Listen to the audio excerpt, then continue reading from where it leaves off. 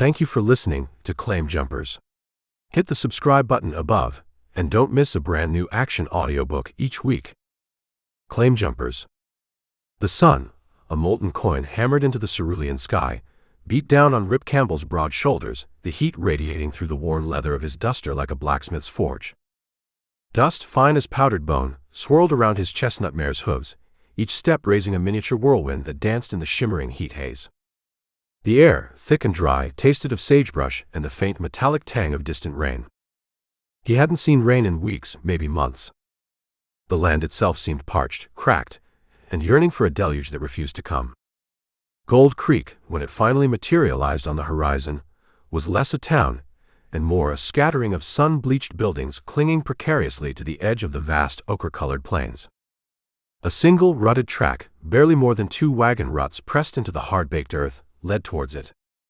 The buildings, mostly constructed of rough-hewn timber, weathered to a silvery gray, huddled together like frightened animals seeking shelter from the relentless sun. A rickety water tower, its wooden slats warped and cracked, stood sentinel over the town, a rusty weather vane spinning lazily in the slight breeze. Rip urged his mare forward, the rhythmic creak of the saddle leather a counterpoint to the silence of the plains. He was a man carved from the same harsh landscape, his face a roadmap of weathered lines etched by sun and wind. His eyes, the color of a stormy sky, scanned the horizon with the wary vigilance of a hawk, missing nothing.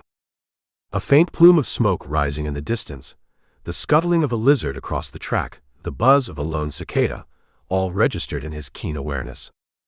As he drew closer to Gold Creek, the silence deepened, an unnerving quiet that pressed against his eardrums. It was the silence of a place holding its breath, a silence that spoke of emptiness and unspoken secrets.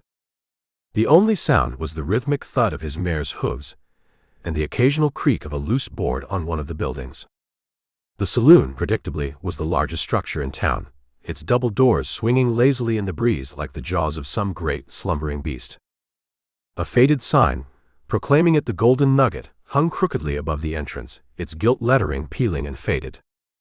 Rip dismounted in front of the saloon, the jingle of his spurs cutting through the oppressive quiet. He looped the reins of his mare around the hitching post, the worn leather creaking in protest. He pushed open the saloon doors, stepping into the cool, dim interior. The sudden transition from the blinding sunlight to the shadowy interior was disorienting, and Rip paused for a moment, letting his eyes adjust. The air inside was thick with the mingled scents of stale beer, sawdust, and something indefinable, something that spoke of long nights and whispered conversations. The saloon was nearly empty. A few women, their faces etched with weariness and a hint of desperation, sat huddled together at a table in the corner, their voices hushed. The bartender, a stout man with a handlebar mustache that drooped like a walrus's tusks, stood behind the long polished mahogany bar, polishing glasses with a practiced hand. He glanced up at Rip as he entered, his eyes registering a flicker of something, surprise, apprehension, before settling into a neutral expression. Rip walked over to the bar, the wooden floorboards groaning beneath his weight. He took a seat on one of the worn leather stools and nodded to the bartender. "Whiskey," he said, his voice low and gravelly. The bartender poured a generous measure of amber liquid into a thick glass and slid it across the bar to him. Rip took a sip, the fiery liquid burning a pleasant trail down his throat. He savored the taste, letting the warmth spread through his body and wash away some of the aches and injuries of time spent in the saddle. He glanced around the saloon, taking in the details. The walls were adorned with faded posters, advertising everything from patent medicines to Wild West shows. A large dusty mirror hung behind the bar, reflecting the sparse patrons and the bottles of liquor lined up like soldiers. Everything in the saloon seemed to be coated in a layer of dust, as if time itself had slowed to a crawl in this forgotten corner of the world. "Quiet night," Rip observed, breaking the silence. The bartender shrugged. "Quiet most nights," he replied, his voice flat and devoid of emotion. "Where are all the men?" Rip asked, his gaze sweeping over the empty tables. He had been in more than a few bars in more than a few towns, scattered from Kansas City to the Mexican border of Arizona, all the way up to the Montana Rockies and back again. Why, he bet there would be thousands of tiny towns, little depot stops for the train, the wagon and iron horse kinds, and no matter how small the town, the first two buildings were always the same. A saloon and a jail. Like the twin harbingers of civilization anywhere, twins, locked in a dance of one feeding the other, he had supposed once. The saloon served rot-gut liquor and warm beer, and maybe had a bed or two to rent for the night or the hour, depending on the wagon full of proprietors of the second oldest profession showing up. And the jail served the hot-headed hooligans who took in too much rot-gut and needed more outlet than older professions provided. Again, he was supposing. But Rip also supposed that in all those saloons in all those towns he had yet to come across an empty establishment, because once the doors were open, the patrons began trickling in. Maybe it was more hair of the dog needed to soothe an aching head built from the night before. Or maybe it was to be first in line for a moment's pleasure, before the tired, sad eyes of the women on the back wall got too tired or too sad, or heck, too bored with what their world offered. Except this bar. Except this saloon, empty even as the afternoon stretched, and Rip recalled with clarity that the streets had seemed oddly empty upon his arrival as well. A curiosity. Maybe the townsfolk were avoiding the heat. Or maybe it was something else. The bartender hesitated for a moment, his eyes darting towards the women in the corner. "Working a claim," he said finally, his voice barely above a whisper. "In the hills." Rip nodded, but he didn't believe him. He could feel the tension in the air, thick and palpable. Something was wrong in Gold Creek, something that went beyond the usual hardships of a frontier town. He could feel it in his gut, a knot of unease tightening with each passing moment. He took another sip of his whiskey, his eyes scanning the room, searching for a clue, a hint of the secret that lay hidden beneath the surface of this quiet, desolate town. He knew, with a certainty that settled deep in his bones, that his arrival in Gold Creek was no accident. He was here for a reason, though he didn't yet know what it was. The women in the corner glanced his way, their eyes flickering with a mixture of curiosity and caution. One of them, a slender woman with hair the color of burnished copper, met his gaze briefly before looking away.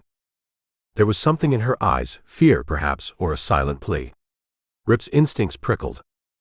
He wasn't a man who believed in coincidences, and the way she held herself, the way her fingers trembled as she lifted her glass, told him she was hiding something. "You new in town?" the bartender asked, breaking Rip's train of thought. "Passing through," Rip replied, his tone noncommittal.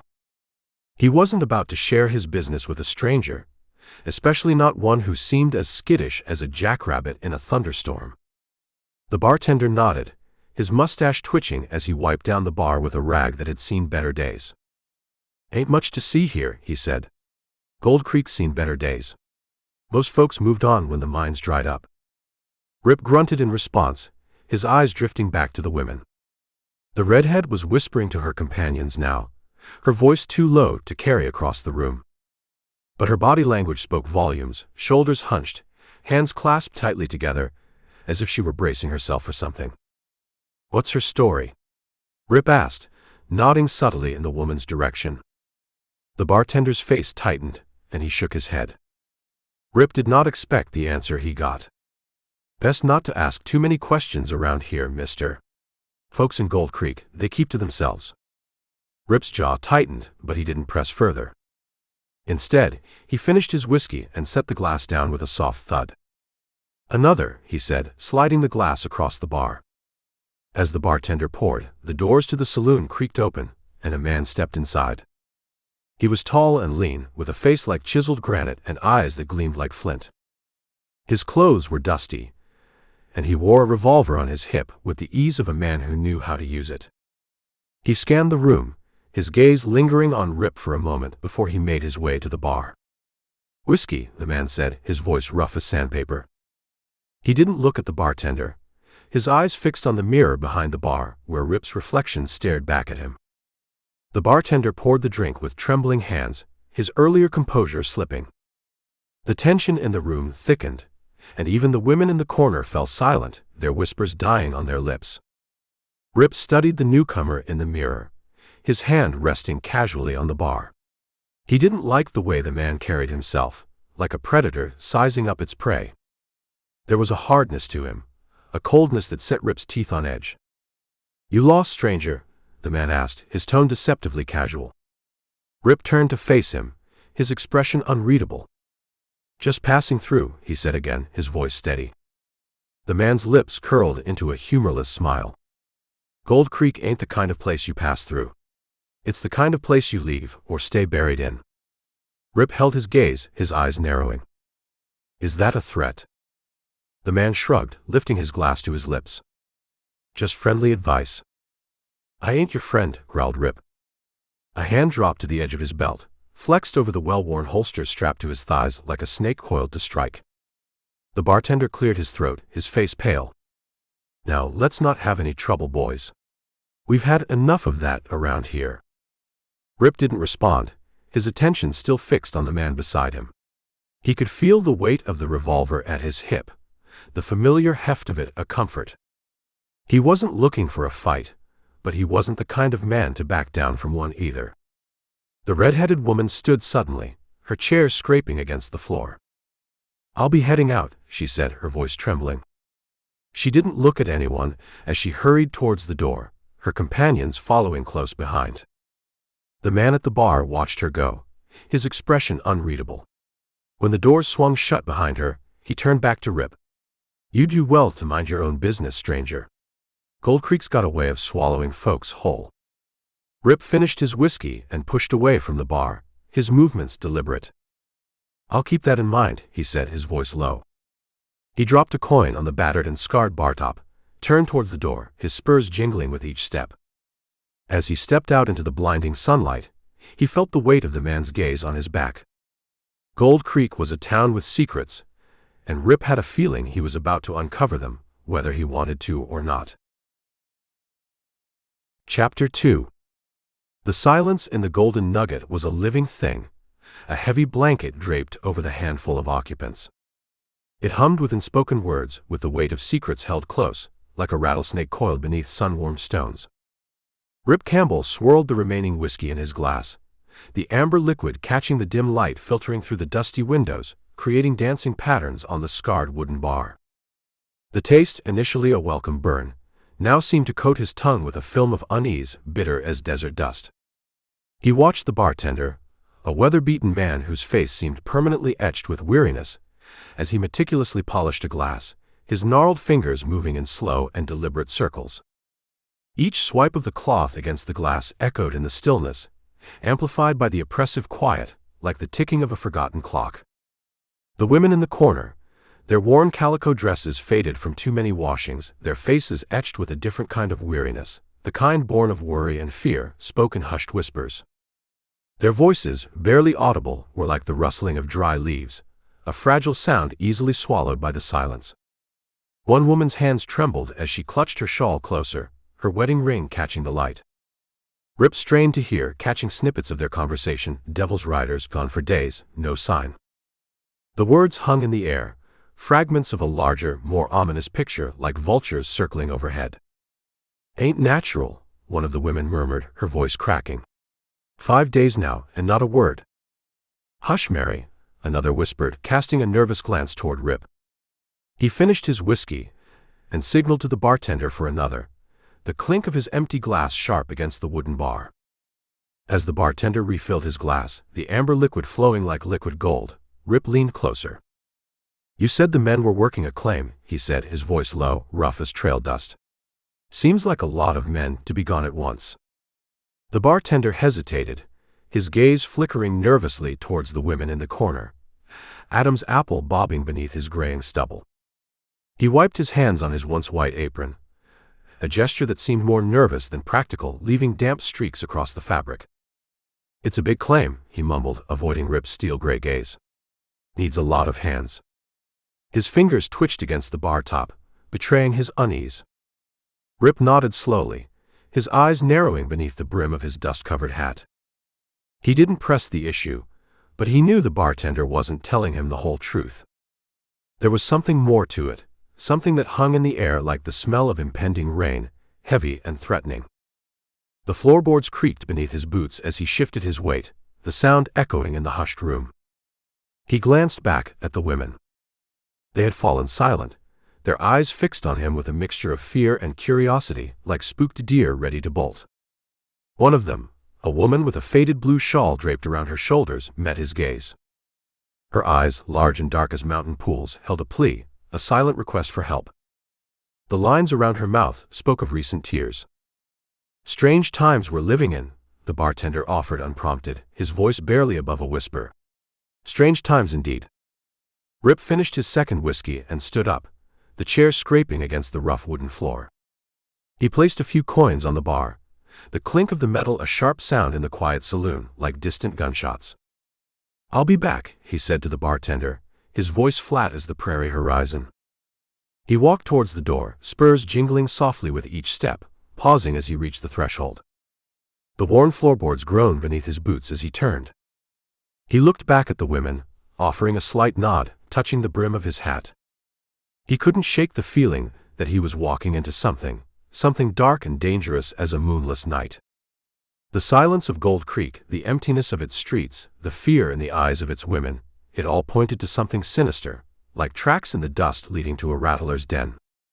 He stepped out of the saloon and into the late afternoon sun, the brightness momentarily blinding after the dim interior. The town, bathed in the golden light, seemed even more deserted than before, like a graveyard at sunset. The only sound was the creak of the wind as it whistled through the empty streets, carrying tumbleweeds and secrets. He untied his mare from the hitching post and mounted, the worn leather of the saddle creaking beneath his weight, familiar as an old friend. He looked around the town, his gaze sweeping over the silent buildings, the empty streets, the shuttered windows staring back like blind eyes. He could feel the eyes of the women from the saloon, watching him through the grimy windows, their fear a palpable presence in the air, thick as trail dust. He knew he couldn't leave. Something was holding him here, something that whispered in the silence, something that called to him from the shadows like a siren's song. He turned his mare towards the edge of town, the rutted track leading towards the hills, their peaks purple against the burning sky. He didn't know what he would find there, but he knew he had to find out. He had to uncover the secret that was hidden beneath the surface of Gold Creek's quiet facade. The silence, he realized, was not just emptiness. It was a shroud, concealing something terrible.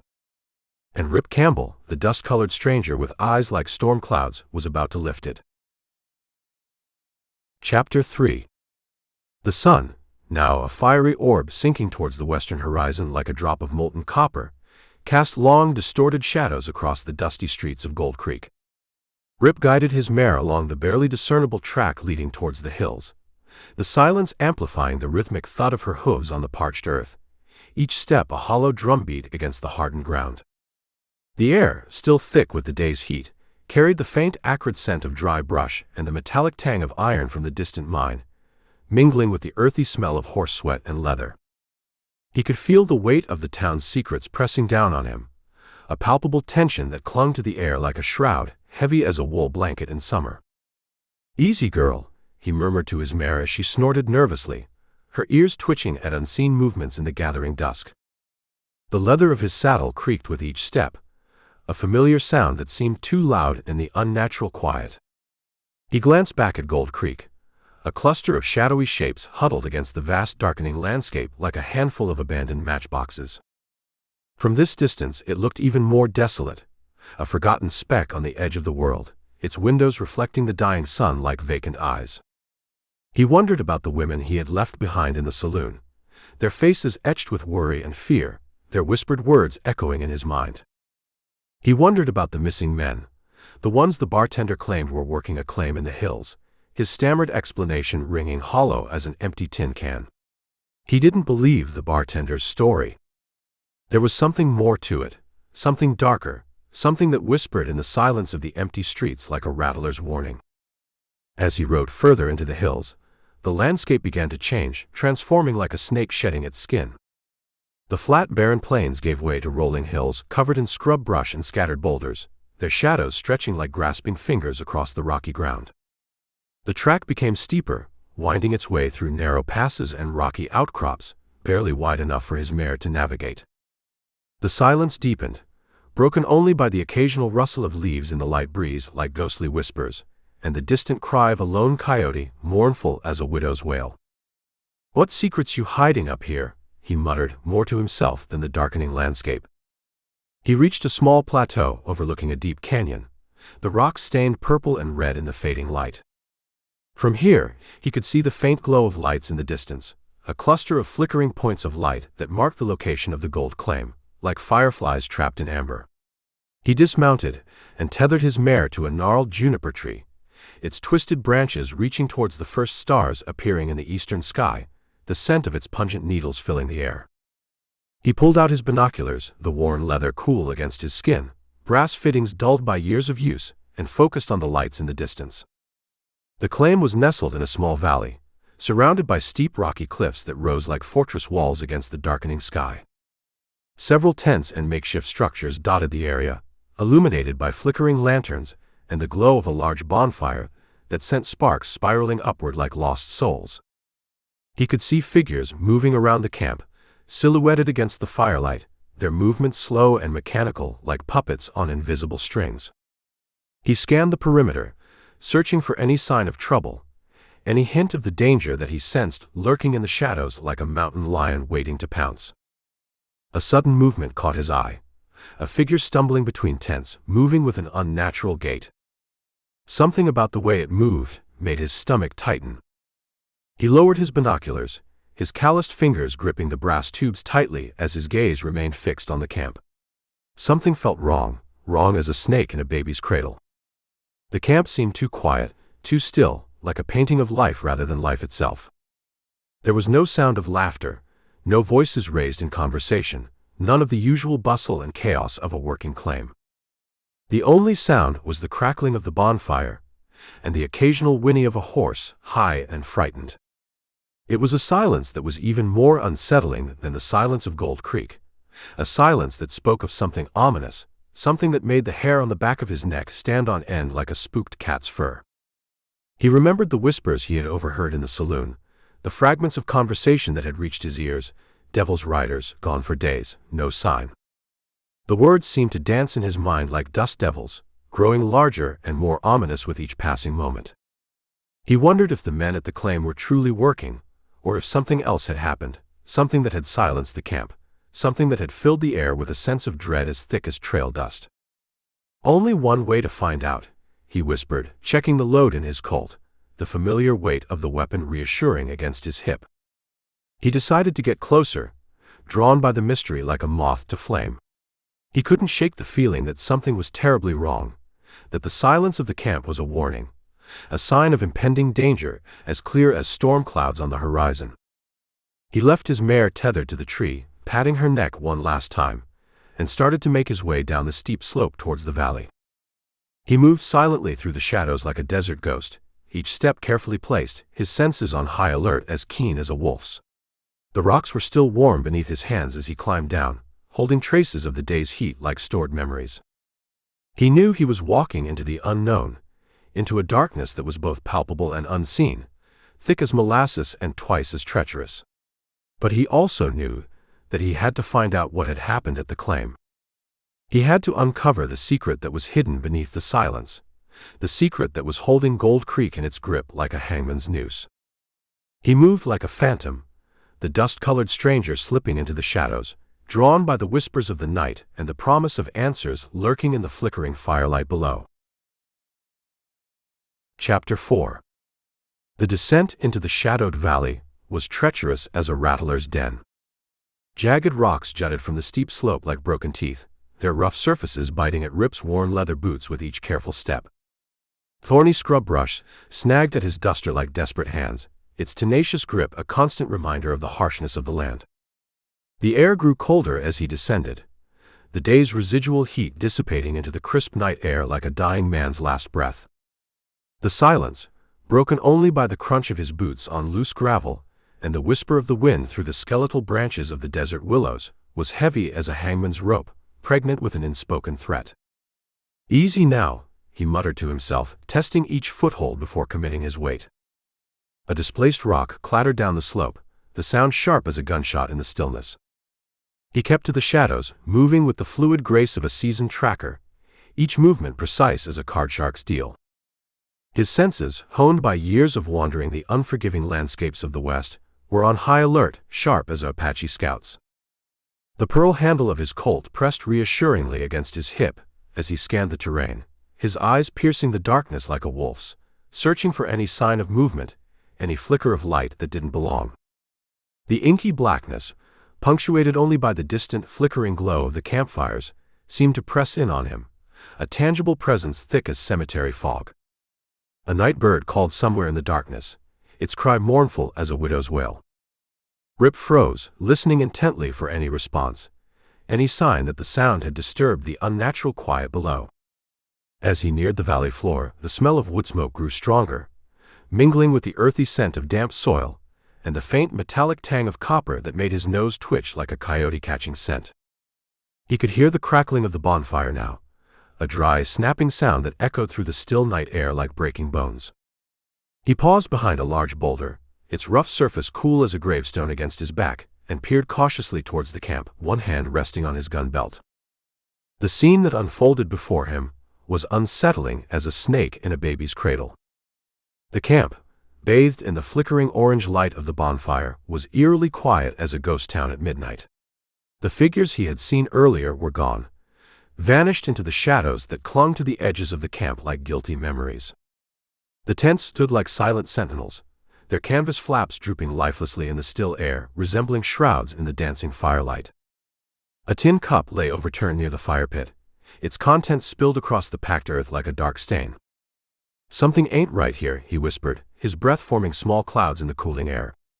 His eyes narrowed as he caught movement, a piece of paper tumbling across the ground, its edges charred and curling like a dead leaf. A shiver, unrelated to the cool night air, ran down Rip's spine like ice water. The silence, the emptiness, the absence of any sign of life, it all spoke of something terrible, something that had happened in the darkness, something that had silenced the camp and driven its inhabitants into hiding or worse. Even the horses in the makeshift corral stood unnaturally still, their heads low, as if trying to avoid drawing attention. He remembered the whispers from the saloon, the hushed voices that had spoken of the devil's riders, their words falling like poison drops in his ears. A notorious outlaw gang, they were known for their ruthlessness, their cruelty, their penchant for violence as casual as a card game. They were a scourge on the land, leaving a trail of death and destruction in their wake like a tornado through a town. He had dismissed the whispers as mere gossip, the idle chatter of frightened women. But now, as he looked at the silent, empty camp, a knot of unease tightened in his gut like a hangman's noose. "Devil's riders," he mouthed silently, the words bitter as trail dust on his tongue. He couldn't shake the feeling that they had been here, that they had left their mark on this desolate valley like brands on cattle, that the silence was a testament to their brutal presence. He scanned the perimeter of the camp, moving his head slowly as a hunting hawk, searching for any sign of forced entry, any indication of a struggle. A half-eaten plate of beans sat on a rough wooden table, the food congealed and cold, abandoned mid-meal.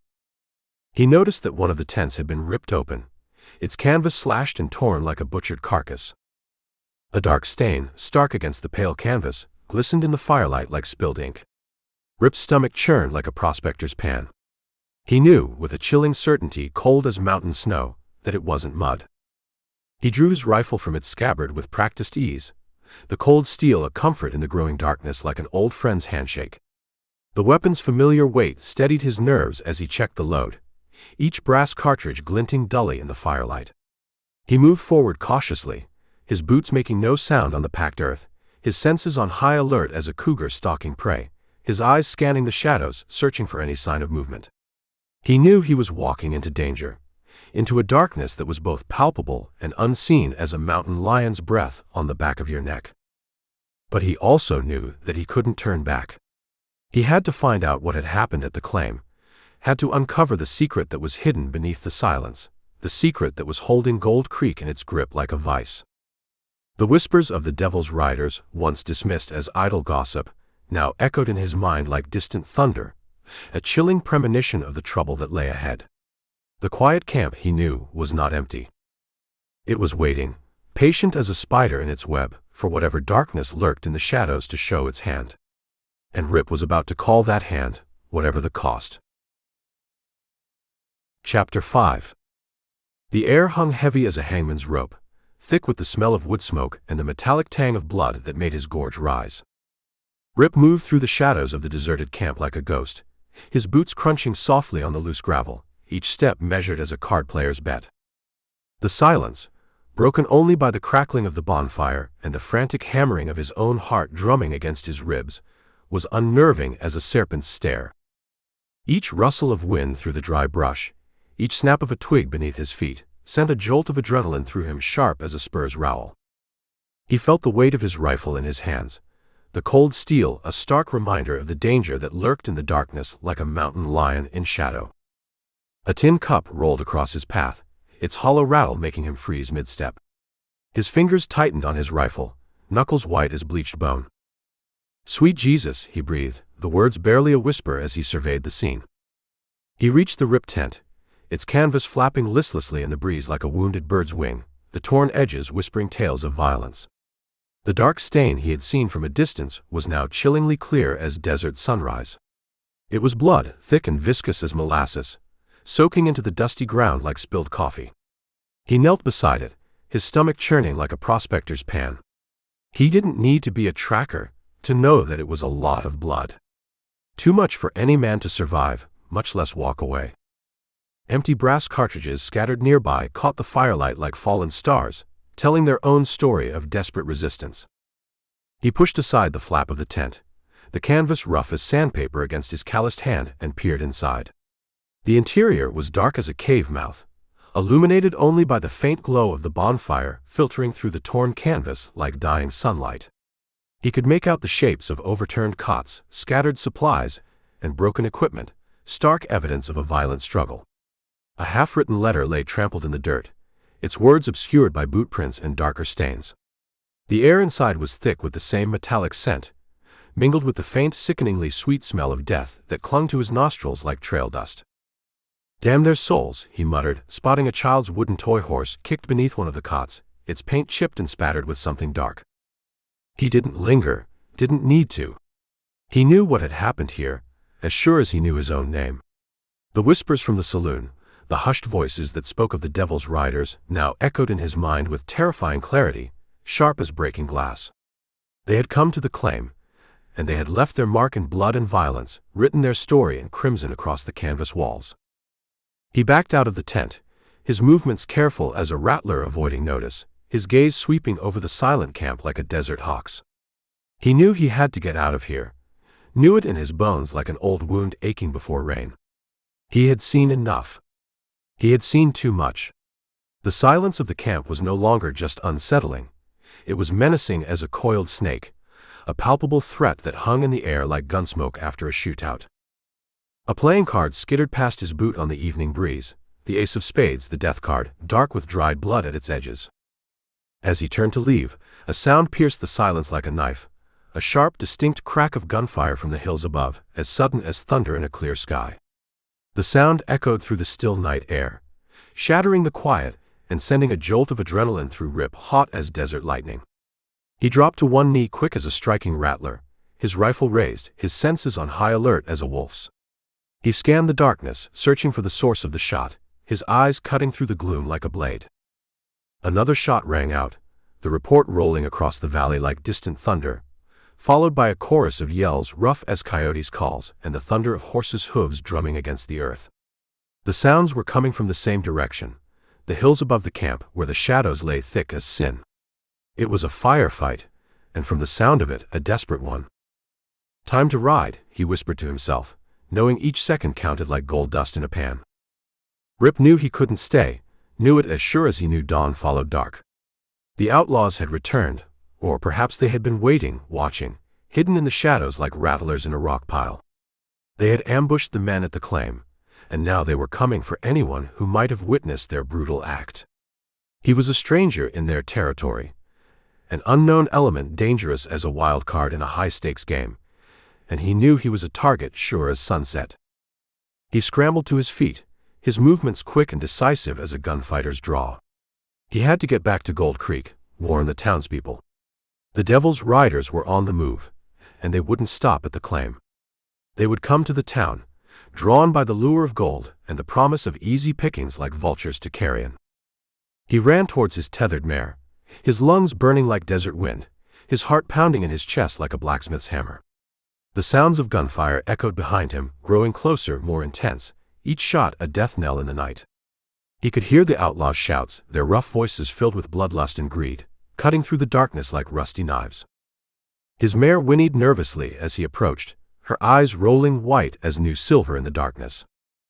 "Easy, girl," he soothed, his hands fumbling with the reins in his haste, fingers thick as sausages with urgency. He swung himself into the saddle, the leather creaking beneath him, his movements jerky and uncoordinated as a greenhorn's. He kicked his mare into a gallop, urging her up the steep slope, away from the silent camp, away from the approaching danger that howled behind them like winter wolves.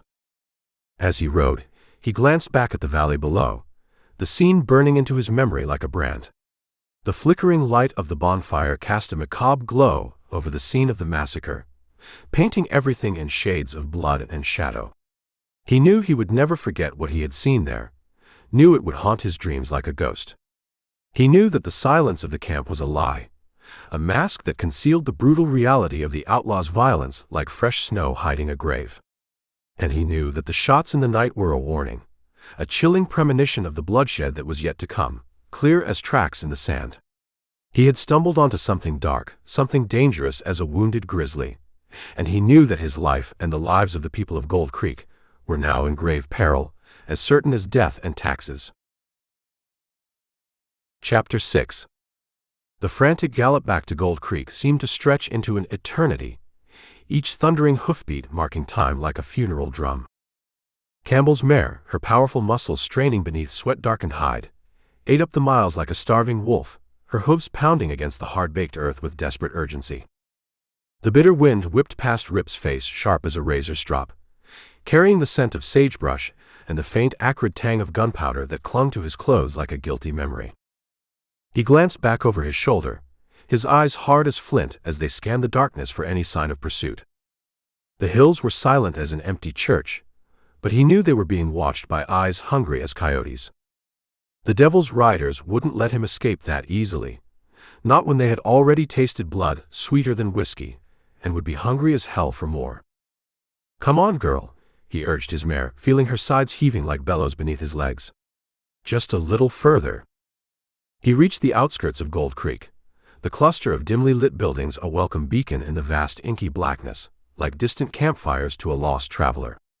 The town, shrouded in an uneasy quiet thick as trail dust, seemed to hold its breath like a man facing a loaded gun, unaware of the danger that was rapidly approaching like storm clouds on the horizon.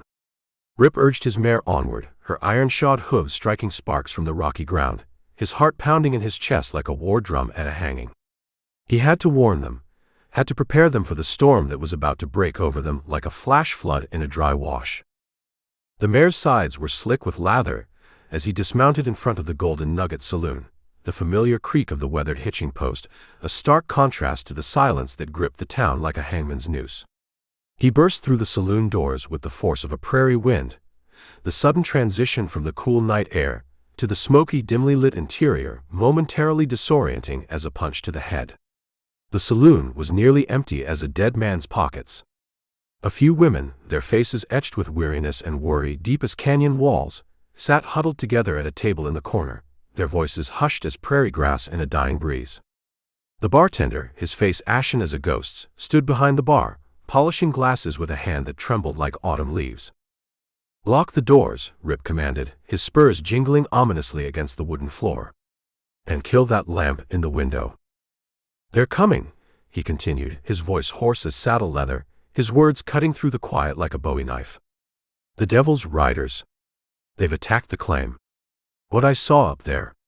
He shook his head, the memory fresh as a bleeding wound. The women gasped like startled doves, their eyes widening with fear dark as midnight. The bartender's hand froze mid-swipe, the glass he was holding clattering against the bar like distant thunder. He looked at Rip, his eyes filled with terror pure as mountain snow.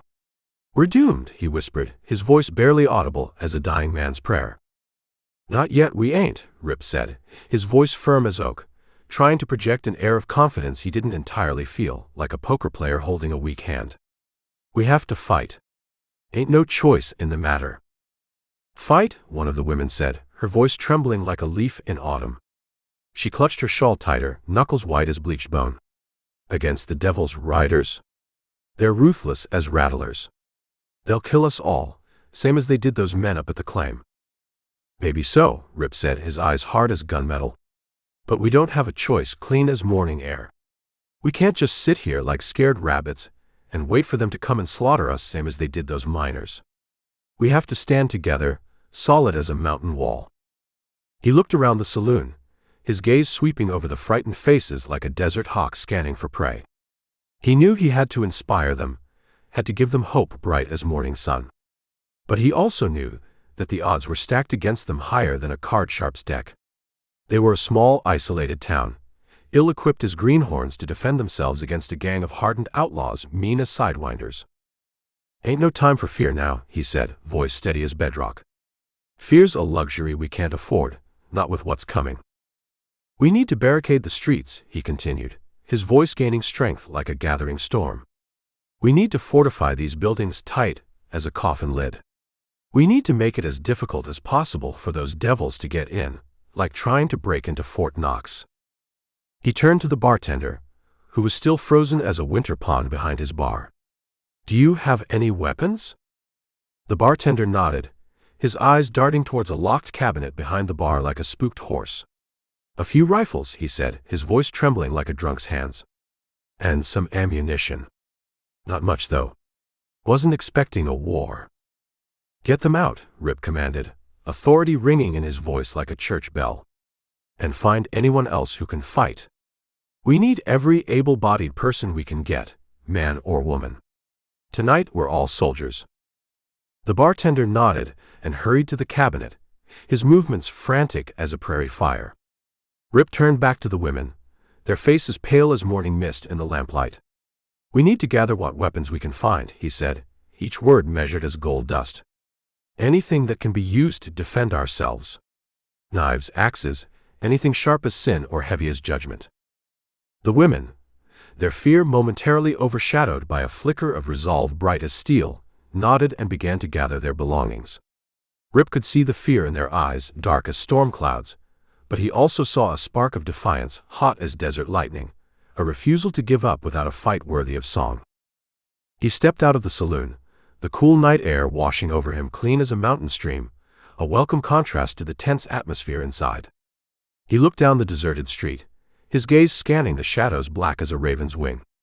He knew the outlaws were coming, could feel it in his bones like an old wound aching before rain.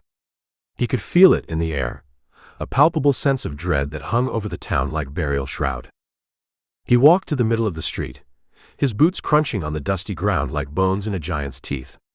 He looked back at the saloon, watching as the women and the bartender emerged, carrying rifles and makeshift weapons, determination set on their faces hard as canyon walls. He knew they were outmatched, outgunned as a knife in a shootout, but they were also determined as mules. They were fighting for their lives, for their homes, for their town, and sometimes that made all the difference between victory and a shallow grave. He drew his rifle, the cold steel a familiar comfort in his hand like an old friend's handshake.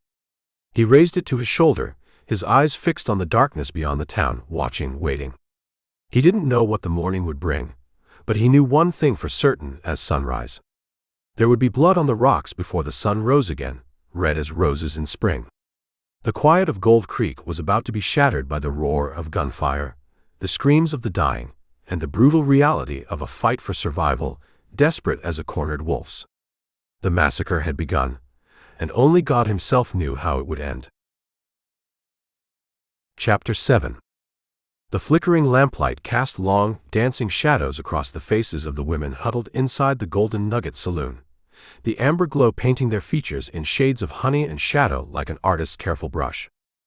Their faces, etched with worry and grim determination, were a study in contrasts stark as desert day and night. Some were young as spring flowers, their features still soft and unlined as new-fallen snow, their eyes wide with a terror that belied their youthful innocence. Others were older, their faces a roadmap of hard-won experience carved deep as canyon walls, their eyes narrowed with a steely resolve born of years of hardship hard as winter frost. But all of them, regardless of age or experience, shared a common bond strong as braided leather, a fierce protectiveness of their town, their homes, their families. Sarah, one of the younger women, whispered, her voice trembling like autumn leaves. I'm scared. We all are, child, the older woman replied, her weathered hand steady as bedrock as she checked the load in her husband's old rifle. But fear ain't gonna save our homes. Rip Campbell watched them, his gaze sweeping over the assembled women like a desert hawk's. He saw fear in their eyes, yes, bright as morning dew, but he also saw something more precious than gold. He saw courage, raw and untamed as a wild mustang. He saw a stubborn refusal to surrender, stubborn as a mule in mud, a fierce determination to fight for what was theirs, burning bright as prairie fire. He knew that these women, these seemingly fragile creatures delicate as desert flowers, possessed a strength that belied their appearance, solid as mountain stone. They were the backbone of Gold Creek, strong as oak, the heart and soul of the town pure as spring water. And now, with the men gone and the outlaws on their way, they were its last line of defense, thin as it might be. Martha, he called to a woman with silver-streaked hair, how's that ammunition coming? Counting it out careful as Sunday coins, she replied, her fingers swift as sparrows despite their age. Making every bullet count, Mr. Campbell. We need a plan, he said, his voice low but firm as iron, cutting through the tense silence like a knife through leather. They'll be here soon as sunrise. We don't have much time, precious as water in the desert. He gestured towards the makeshift barricade they had erected across the street, a haphazard collection of overturned wagons, barrels, and anything else they could find, thrown together desperate as a drowning man's grab. It was a flimsy defense, fragile as a bird's nest, a mere symbolic gesture against the hardened outlaws, but it was all they had, poor as it was.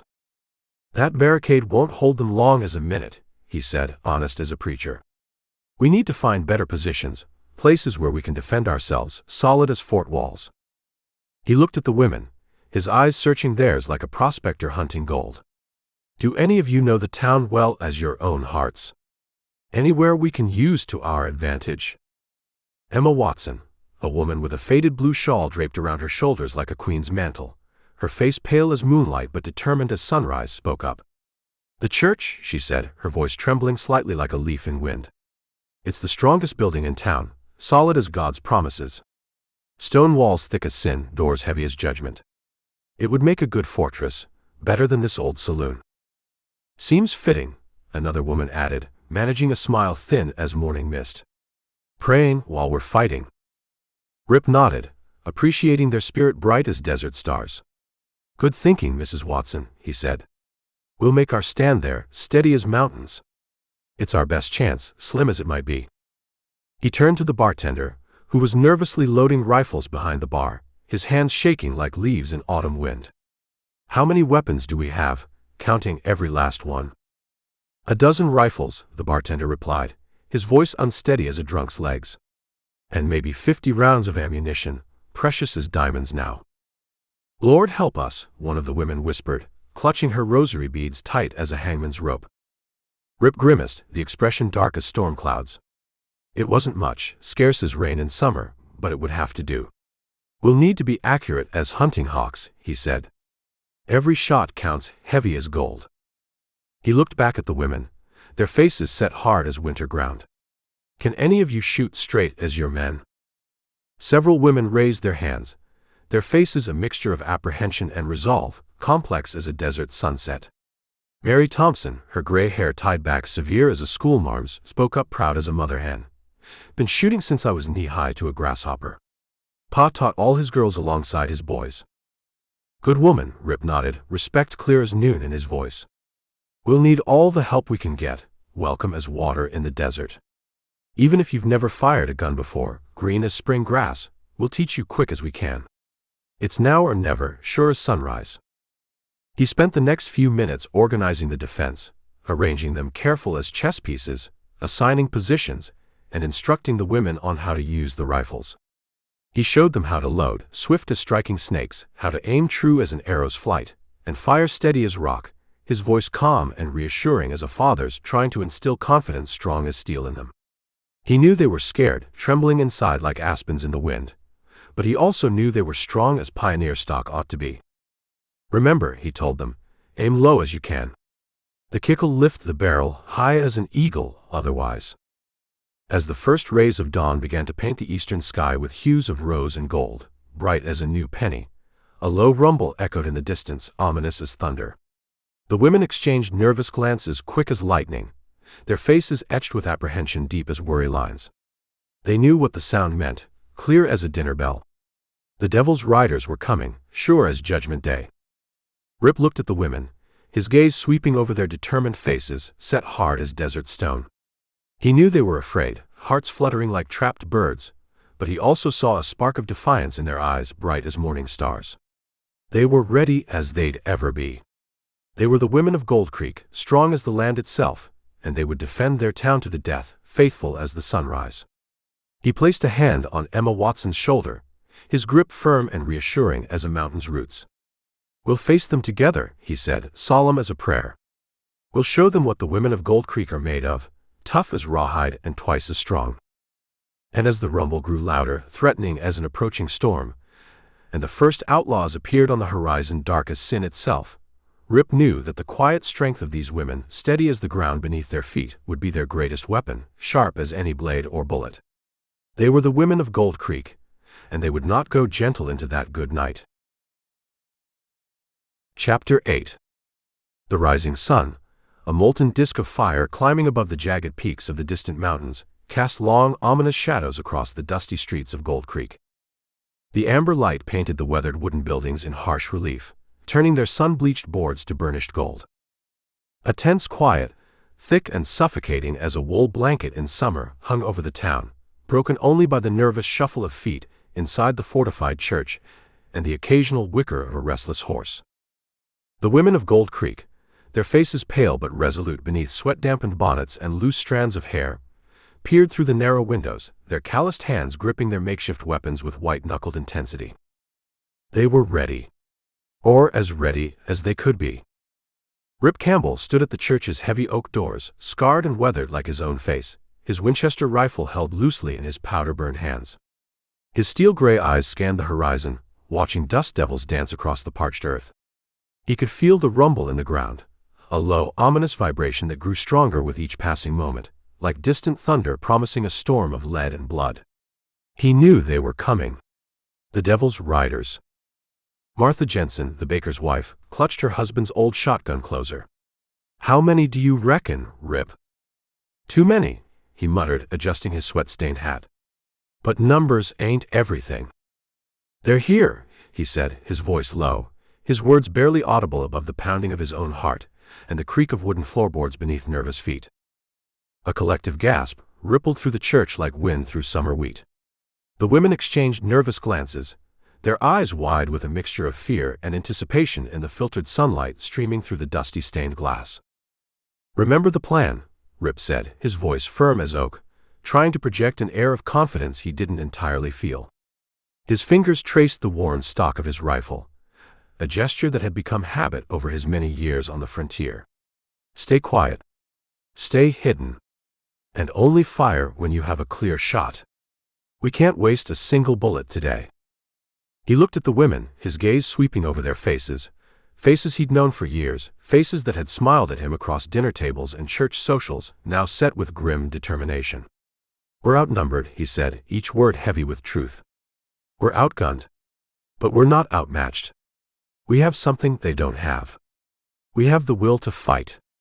We're fighting for our homes, for our families, for our town." Sarah Bradford stepped forward, her faded blue shawl pulled tight around her shoulders, her gray-streaked hair escaping its careful bun. "The Lord's house will protect us," she said, her voice steady despite the tremor in her hands. "These walls have sheltered us through dust storms and blizzards. They'll shelter us through this." "You were right about choosing the church, Sarah," Rip said quietly, his weathered face softening for a moment. "Best defensive position in town. Thick walls, high ground, clear lines of sight." Sarah nodded, her eyes filled with a mixture of fear and determination. "We'll fight," she said, her voice trembling slightly as she checked the load in her deceased husband's Colt. "We'll fight for Gold Creek. Tom would have wanted it that way." The rumble in the earth grew louder, closer, like an approaching earthquake. The sound of horses' hooves echoed through the silent streets, a thunderous drumbeat that heralded the arrival of the outlaws, punctuated by the jingle of spurs and the metallic clatter of weapons. "Get to your positions," Rip hissed, moving to the door. Remember, wait for my signal." He stepped outside the church, his rifle raised, his eyes fixed on the approaching riders. They emerged from the dust cloud like demons from hell, their figures silhouetted against the rising sun. There were at least a dozen of them, maybe more, their horses' flanks lathered with sweat and caked with dust. Hardened men, their faces grim beneath wide-brimmed hats, their eyes cold and ruthless as rattlesnakes. They were dressed in ragged clothing, their bodies adorned with bandanas and scars, gun belts heavy with ammunition. At the head of the pack rode a tall, imposing figure, astride a coal-black stallion that seemed to drink in the sunlight. He was dressed in black from head to toe, his face hidden behind a black mask, though his eyes gleamed with malicious intelligence.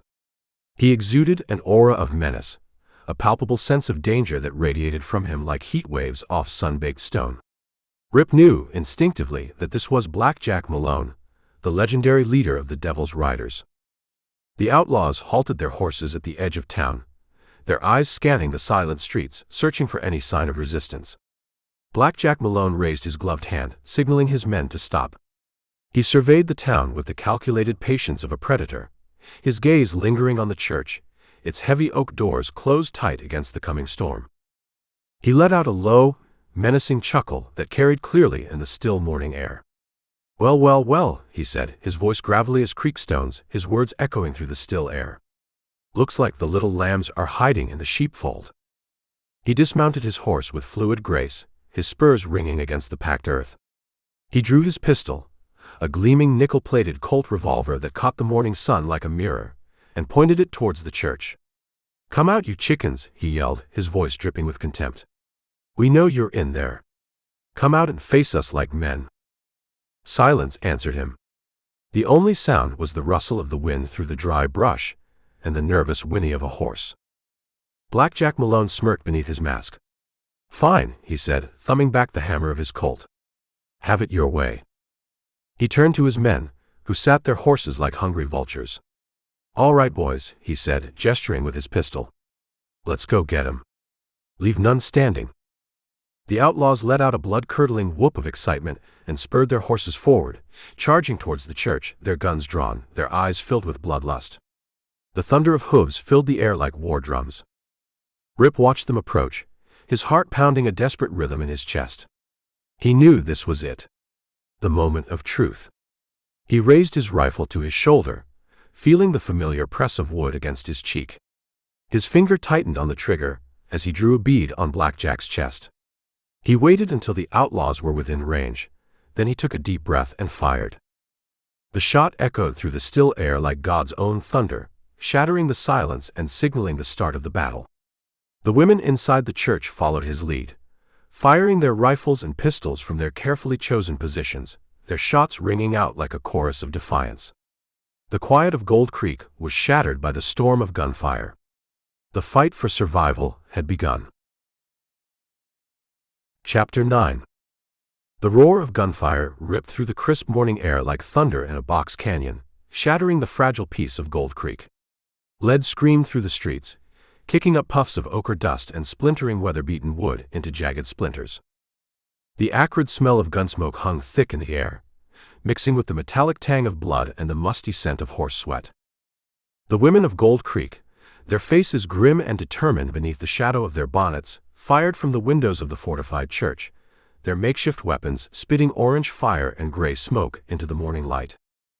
The Devil's Riders, caught off guard by the ferocity of the resistance, returned fire with wild abandon, their bullets whizzing past the church windows like angry hornets, shattering stained glass into rainbow shards and embedding themselves in the thick stone walls with dull thuds. "Keep firing," Martha Jensen shouted, working the action of her shotgun with trembling hands.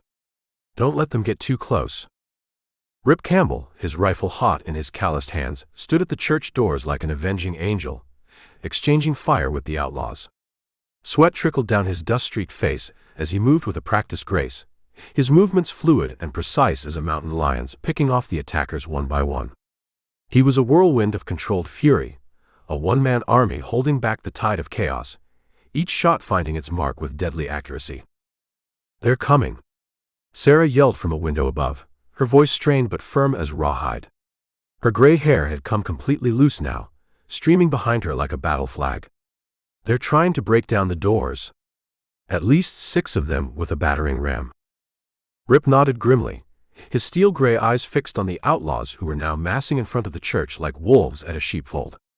He could see Blackjack Malone, his face still hidden behind that sinister mask, directing his men with the confidence of a general, his gestures sharp and decisive as knife cuts.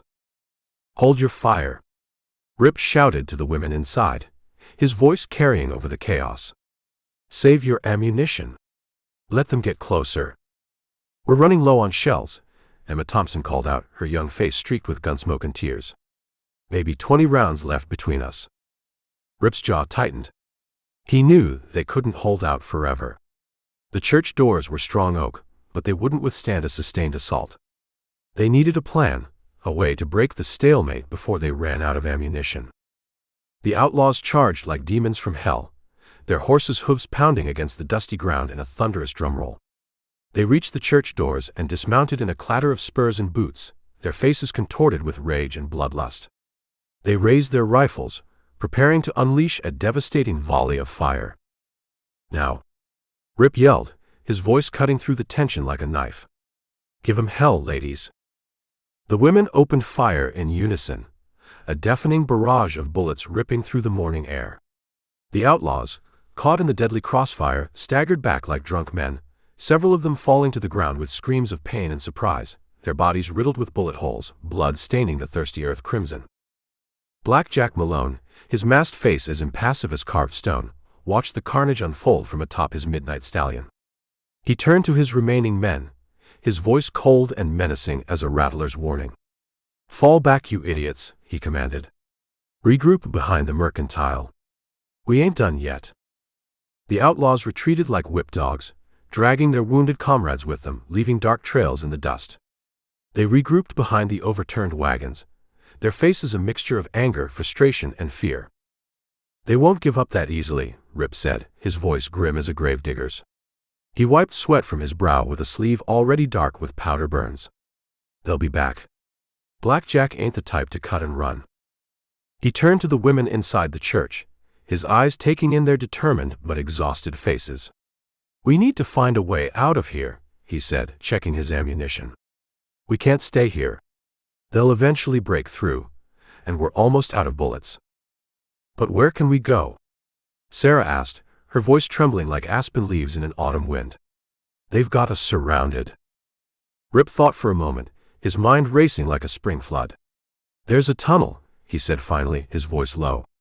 "An old mine shaft from the 49 strike. It runs under the town, comes out near Miller's Creek. It's our only chance." "But it's dangerous," Mary Wilson protested, clutching her husband's old Spencer carbine. "The mine is unstable. There could be cave-ins. My Thomas died down there 3 years ago." "It's a risk we have to take," Rip said, his voice softening with sympathy but firm with resolve.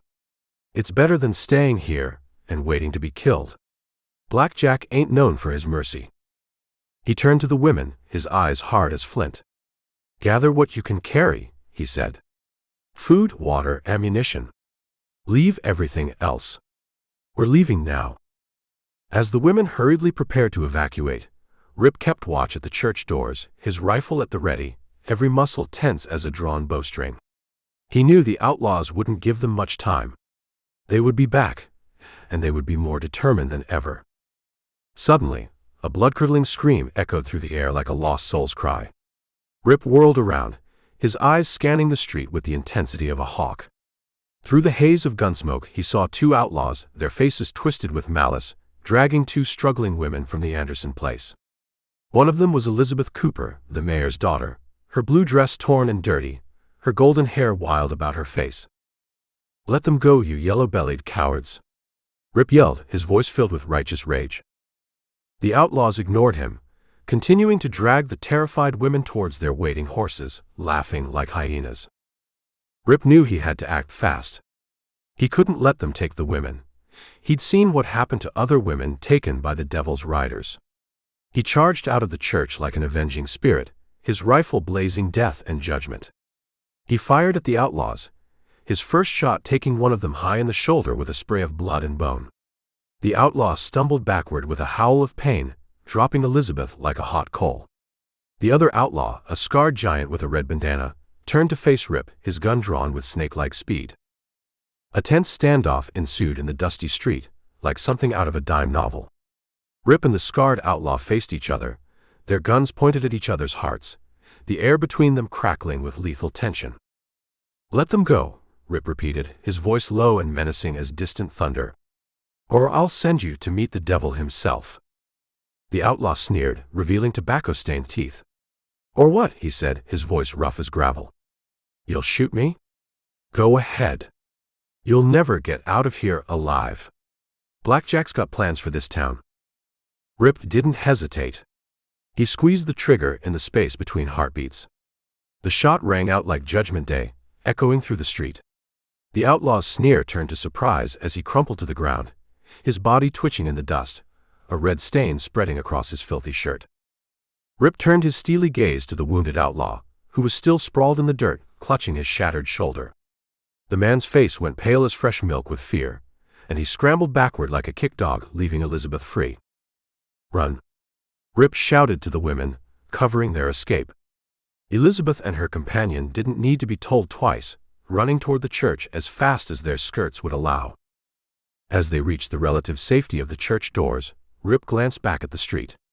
Blackjack Malone sat his horse in the shadow of the mercantile, watching the scene unfold.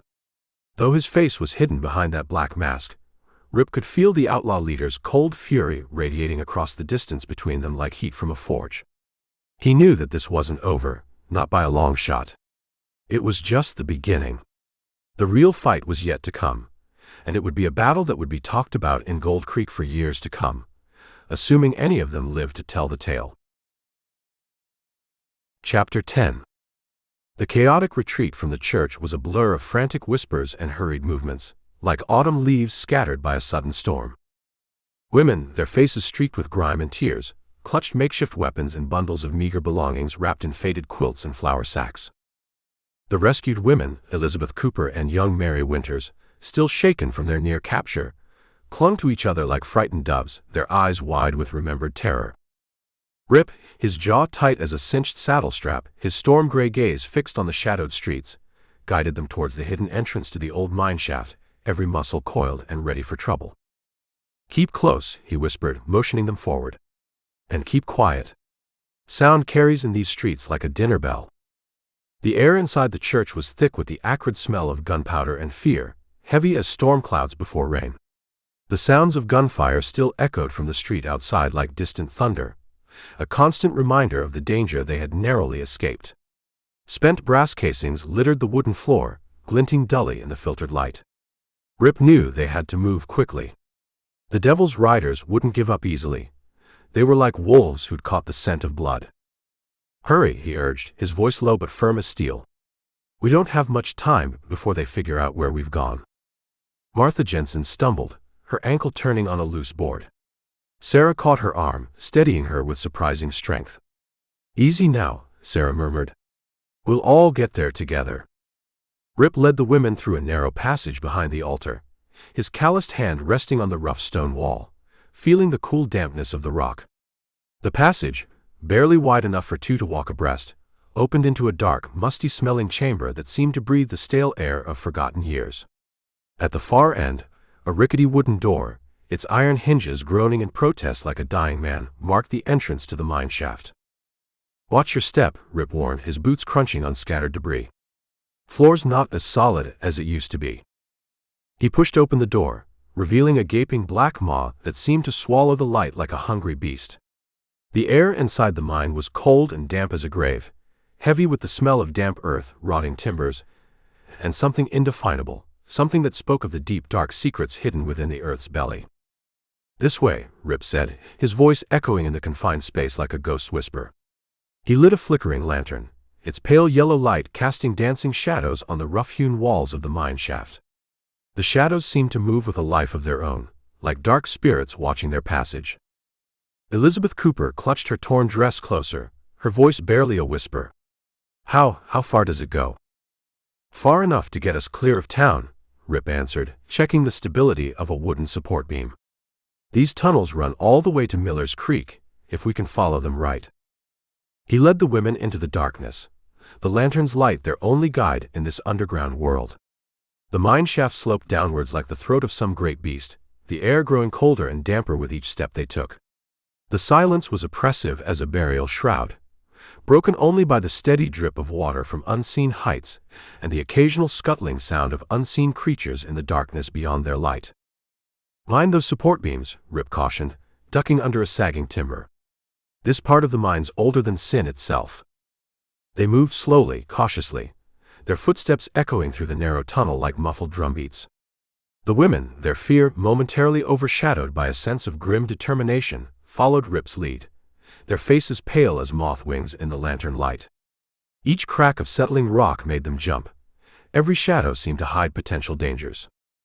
Mrs. Wilson clutched her rosary, her lips moving in silent prayer. "My Thomas died down here," she whispered. "In the cave-in of 72. Said these tunnels were cursed." "No curses today," Sarah replied firmly, though her voice trembled slightly. "Just old wood and older rock. Keep moving, Agnes." As they descended deeper into the mine, Rip's thoughts turned to the town they had left behind, its streets now probably crawling with Black Jack's men like ants on spilled honey. He thought of the men who were still missing, the ones the bartender had claimed were working a claim in the hills. He wondered if they were still alive, if they had any idea of the danger that had befallen Gold Creek. The thought of them returning to find their homes ransacked, their loved ones gone, made his blood boil. He also thought of Black Jack Malone, the masked outlaw leader who had brought this terror to their door. He had seen the coldness in those eyes behind the mask, the ruthlessness in his actions that spoke of a man who had left his humanity behind long ago. He knew that Malone wouldn't rest until he had his revenge. He wouldn't stop until he had silenced every witness, until he had claimed what he wanted from Gold Creek. The tunnel widened suddenly into a small chamber, probably an old storage area from the mine's better days. Ancient mining equipment lay scattered about like the bones of dead things, picks and shovels rusted beyond use. Rip stopped, holding up his hand to signal the women to halt. "We'll rest here for a moment," he said, his voice echoing in the stillness like a bell in an empty church. "Need to catch our breath and check our bearings." The women nodded gratefully, their faces etched with exhaustion like lines in weathered wood. They huddled together in the chamber, their whispers barely audible above the distant drip of water. Elizabeth Cooper sank down onto an overturned ore cart, her shoulders shaking with silent sobs. Rip walked to the edge of the chamber and looked back towards the entrance to the mine, his ears straining for any sound of pursuit. He could still hear the faint sounds of gunfire from the town above, muffled by layers of rock but still present, like the beating of a distant drum. He turned back to the women, his gaze sweeping over their weary faces in the flickering lantern light. He knew they were scared, hell, they'd have to be crazy not to be, but he also saw something else in their eyes. A spark of defiance, bright as a star on a dark night. They were the women of Gold Creek, and they wouldn't break easily. He looked at Sarah, the woman who had suggested the church as their fortress. Her face was pale as morning frost, but her eyes were filled with a quiet strength that reminded him of his own mother. "We'll get through this," he said, his voice firm as bedrock, his words meant as much for himself as for them. "We'll survive. All of us." Sarah nodded, her lips forming a thin smile that held more determination than joy. "We will," she said, straightening her back. "We have to. Gold Creek's our home, and no pack of wolves in men's clothing is going to take that from us." Rip looked at the other women, their faces etched with a mixture of fear and resolve in the dancing lantern light. He knew he had to make them a promise, something to hold onto in the darkness, something to give them the strength to keep going when their legs wanted to give out and their hearts wanted to despair. "I promise you," he said, his voice ringing with sincerity that echoed off the stone walls. "I'll bring you back. I'll bring you all back to Gold Creek. Alive. And I'll see Black Jack Malone pay for what he's done." The women looked at him, their eyes searching his face like prospectors looking for a glint of gold. They saw the determination there, the unwavering resolve in his gaze that burned bright as the lantern flame. They saw a man who was willing to risk everything to protect them, to make things right. They nodded one by one, their faces filled with a renewed sense of hope that seemed to push back the darkness a little. They believed him. They believed in his promise. Rip knew he had to keep that promise, though it might cost him everything he had. He had to lead them out of the darkness and back into the light. He had to protect them from the outlaws, from the dangers that lurked in the shadows both above and below ground. He had to bring them back to Gold Creek, back to the lives that had been so violently interrupted. He looked back towards the entrance to the mine, his gaze fixed on the faint light filtering through the darkness like a distant star. He knew what he had to do, knew it as surely as he knew his own name. He had to track the outlaws, find their hideout, and rescue any other women who had been taken captive. He had to bring Black Jack Malone to justice or die trying.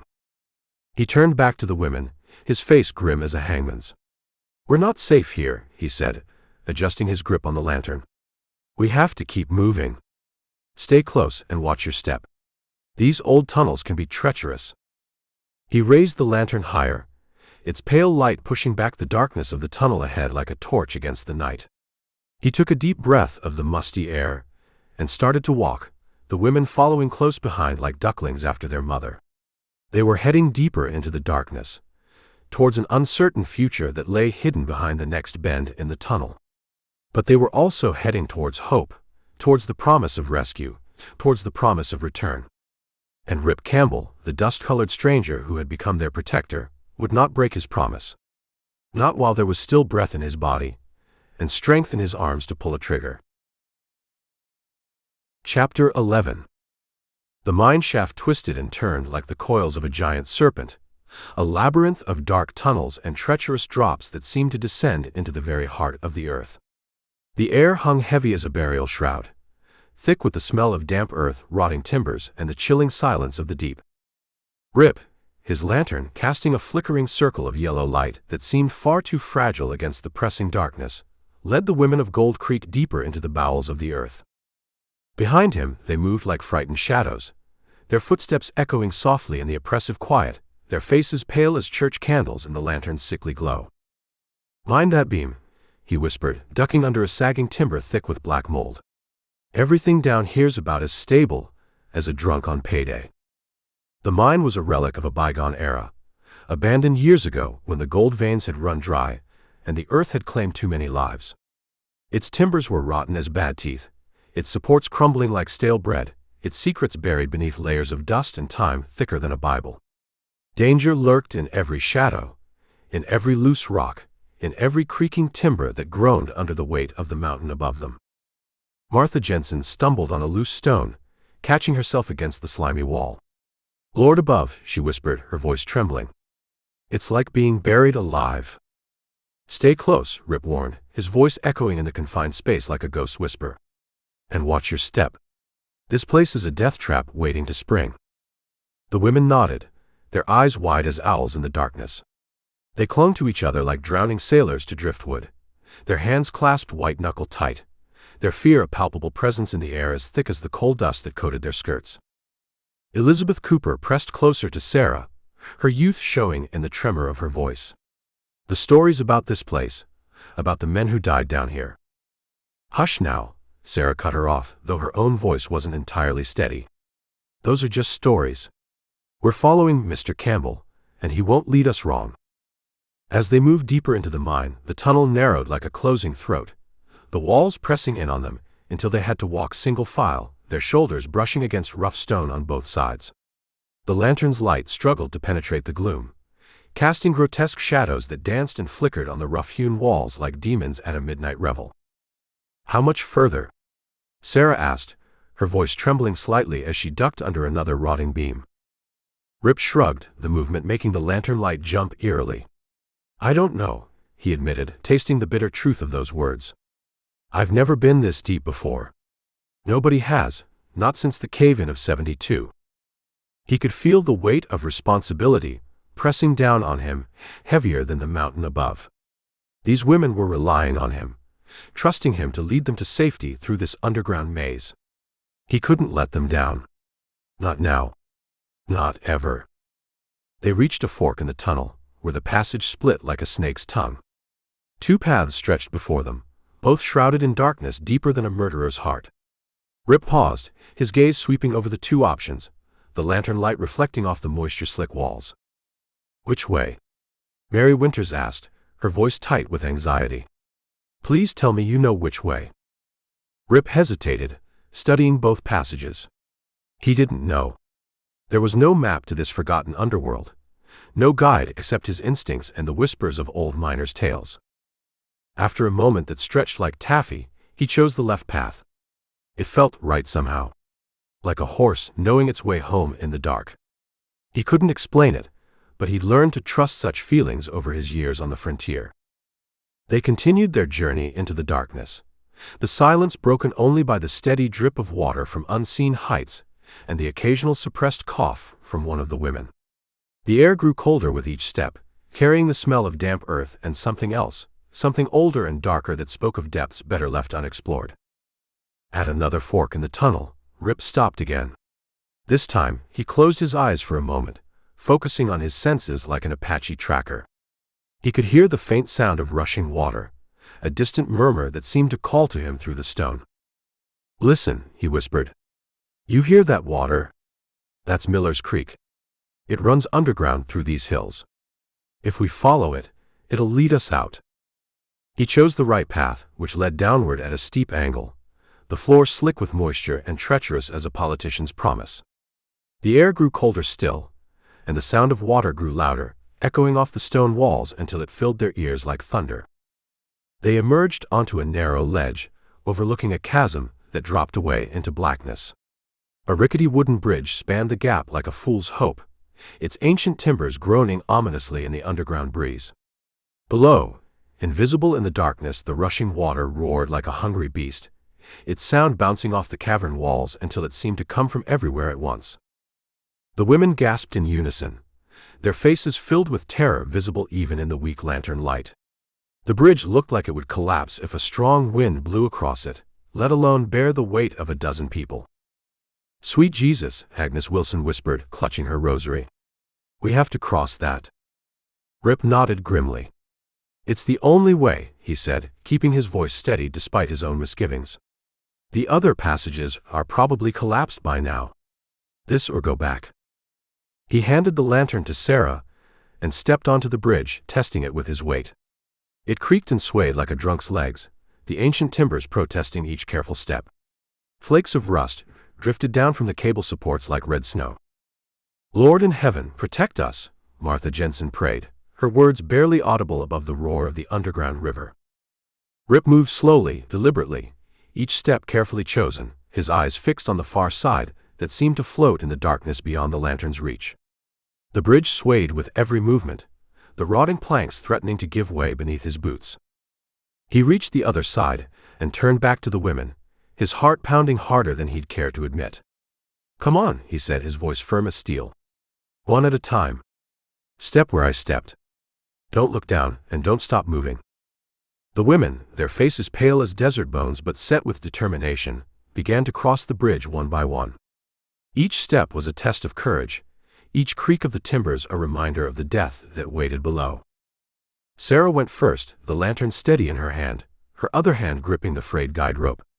Elizabeth Cooper followed, then Martha Jensen, then the others, each woman finding reserves of courage they hadn't known they possessed.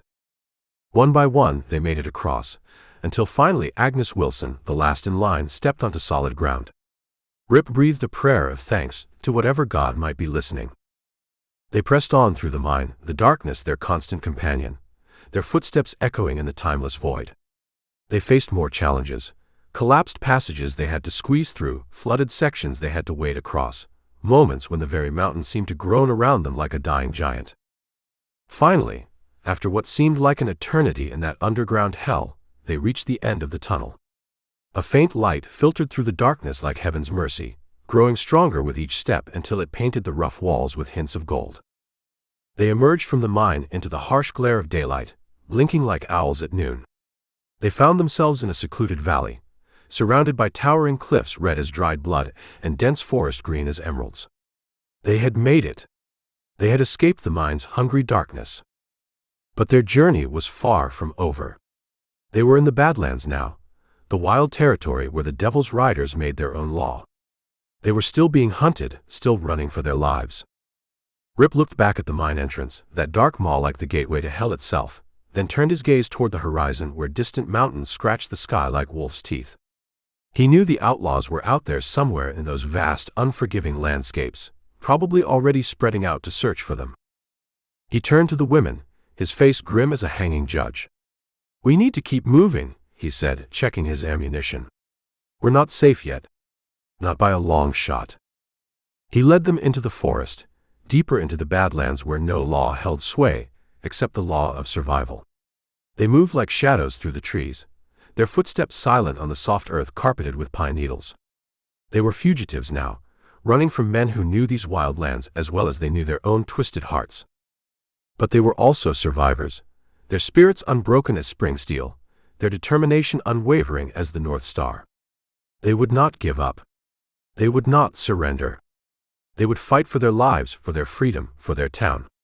And Rip Campbell, the dust-colored stranger who had become their guardian angel, would lead them through this wilderness of danger and death, or die trying. Chapter 12.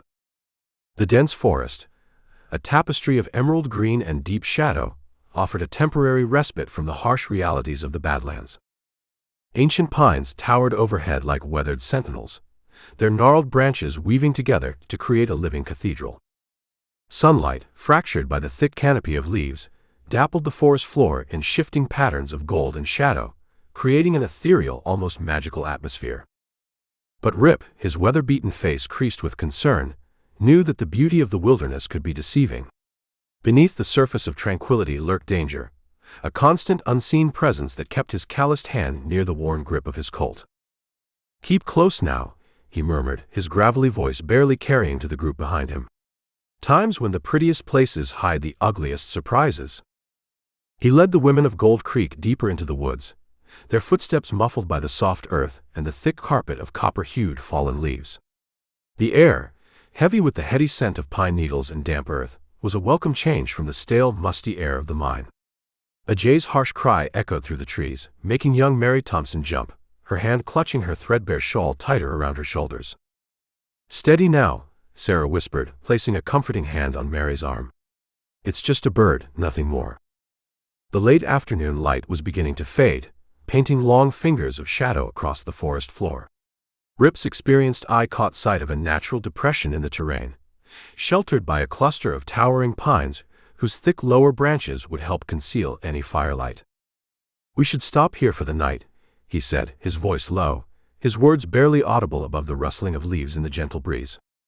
"It's getting dark, and we've put enough distance between us and them for now." The women nodded, their faces etched with exhaustion, dirt-streaked cheeks telling the story of their desperate flight. Hannah Miller, the schoolteacher, sank gratefully onto a fallen log, her usually pristine skirts now torn and mud-spattered. "I never thought I'd be grateful for my father's hunting lessons," she said with a weak smile, pulling her long brown hair back from her face. "At least I know how to move quietly through the woods." "Your father taught you well," Rip replied, his eyes constantly scanning their surroundings. "We'll make camp here. It's as safe as any place in these parts." The women began to gather firewood, their movements slow and deliberate. Even exhausted as they were, they worked with purpose, understanding that their survival depended on working together. Sarah, her silver-streaked hair escaping from its tight bun, showed the younger women how to select the driest branches to minimize smoke. As the sun dipped below the horizon, casting long, eerie shadows across the forest floor, Rip built a small fire with practiced efficiency. The flickering flames provided a welcome source of warmth and light, chasing away the encroaching darkness and offering a sense of comfort in the vast wilderness. The orange glow painted their faces in warm hues, masking some of the fear and fatigue etched into their features. "Eat what you can," Rip said, passing around the meager rations they'd managed to grab during their escape. "We need to keep our strength up." The women huddled closer to the fire as the temperature dropped, their whispered conversations a quiet counterpoint to the crackling flames. Martha Webb, the widow who'd lost her husband in the mine collapse last winter, pulled a small Bible from her pocket, its leather cover worn smooth with use. "Would anyone mind if I read a psalm?" she asked softly. "My Thomas always said the good book brings comfort in dark times." The others nodded, and Martha's gentle voice carried words of hope through the gathering darkness. Rip listened with half an ear, his attention focused on the deepening shadows beyond their circle of firelight. He was restless, unable to shake the feeling that they were being watched. He knew the outlaws were still out there, somewhere in the vast wilderness, searching for them with the relentless determination of hungry wolves. Chapter 13. The first rays of dawn, pale and tentative, crept through the dense canopy of the forest, painting the leaves with a soft golden light. Wisps of morning mist clung to the ground like ghostly fingers, swirling around the tree trunks in ethereal patterns. Campbell, his face etched with weariness and a 3-day stubble that peppered his weathered jaw, surveyed the small clearing where they had spent the night. The remnants of their hastily extinguished campfire smoldered faintly, a thin wisp of smoke curling lazily into the still morning air like a serpent's tongue. They had been lucky. The outlaws had come close, too close, but they had managed to slip away undetected. Martha Webb rubbed her arms against the morning chill, her worn shawl offering little protection. "My bones are telling me there's rain coming," she murmured, glancing at the sky visible through breaks in the canopy. "My Thomas always said I was better than any weather vane." "Rain might help cover our tracks," Hannah Miller added hopefully, trying to smooth her tangled hair with fingers that trembled slightly from exhaustion. The schoolteacher's usually pristine appearance had given way to the harsh realities of their flight, but her spirit remained unbroken. "We can't stay here," Rip said, his voice low, his words barely audible above the symphony of awakening birds. His hand unconsciously checked his ammunition belt for the 100th time. "It's too dangerous. They know we're in this area. They'll be back, and next time they might not announce themselves with snapping twigs." The women nodded, their faces grim beneath the dirt and fatigue. Young Mary Thompson, barely 17, began rolling up her bedroll with practiced movements. The past few days had aged her beyond her years, but there was a new steel in her spine that hadn't been there before. Sarah approached Rip, her gray-streaked hair escaping from its practical bun, her face etched with worry lines that seemed deeper in the harsh morning light. "What's the plan?" she asked, her voice trembling slightly as she adjusted the worn rifle sling across her shoulder. "Where are we going?" Rip looked at her, his eyes filled with a mixture of concern and resolve. He pulled out a crumpled map from his vest pocket, the paper worn soft at the creases. "We're heading towards Devil's Canyon," he said, his finger tracing the route. "It's a long way, but it's our best chance. The outlaws' hideout is there. If we can reach it, we can rescue the women they've taken." "Devil's Canyon?" Sarah's eyes widened, and she grabbed his arm with surprising strength. "But that's suicide," she protested, her voice dropping to a harsh whisper. "Everyone knows what happened to the marshal's posse when they tried to clean that place out last spring. Devil's Canyon is their territory. They'll be expecting us." "I know the stories," Rip said, folding the map with deliberate care. "But it's a risk we have to take. We can't leave those women to their fate. Not after what we saw at the trading post." Hannah stepped closer, her face pale but determined. "Sarah's right about one thing. They'll be expecting someone to come. But maybe that's our advantage." She smiled grimly. After all, who'd expect a bunch of women to try what armed lawmen couldn't do? They packed their meager belongings with the efficiency born of desperate practice. Each woman had learned what was essential and what could be left behind. Mary had traded her heavy skirts for a pair of borrowed trousers on their second day of flight, scandalous in town, but practical in the wilderness. The others had followed suit, pragmatism winning out over propriety. The terrain grew increasingly rugged as they traveled, the forest gradually giving way to rocky hills and steep canyons. The path became treacherous, winding its way through narrow passes and across rocky outcrops that seemed to have been placed by a malevolent hand. Loose stones clattered beneath their feet, each sound making them freeze like startled deer. "Watch your step here," Rip cautioned as they navigated a particularly narrow section. "One wrong move, and you'll have a mighty long time to think about it on the way down." Martha let out a small gasp as a rock shifted under her foot, sending a cascade of pebbles down the slope. The sound seemed to echo forever in the canyon's depths. "I've got you," Hannah whispered, her steady hand supporting Martha's elbow. "Just like you helped me when that fever took half the town last winter. One step at a time." As they rounded a bend in the trail, they came to a narrow pass, the path winding its way between two towering cliffs that seemed to scrape the very sky. Rip stopped, his hand raised to signal the women to halt. The hair on the back of his neck stood up, that sixth sense that had kept him alive through countless battles screaming a warning. He felt it before he saw it, the weight of unseen eyes, the subtle shift in the quality of silence. His gaze swept the cliffs above, searching for any sign of movement. The morning sun cast deep shadows across the rock face, perfect hiding spots for patient killers. He saw them then, two figures perched on a rocky ledge overlooking the pass, their rifles glinting dully in the morning light. They were outlaws, their faces grim beneath dirt-stained bandanas, their rifles raised with the casual confidence of men who had done this many times before. Chapter 14. The sun beat down mercilessly on Rip Campbell's back as he traversed the treacherous terrain leading towards Devil's Canyon. Sweat trickled down his spine, soaking through his faded blue shirt, now stiff with dried salt from days of hard riding. The air, thick and dry as old leather, shimmered with heat waves that distorted the distant horizon like a warped mirror.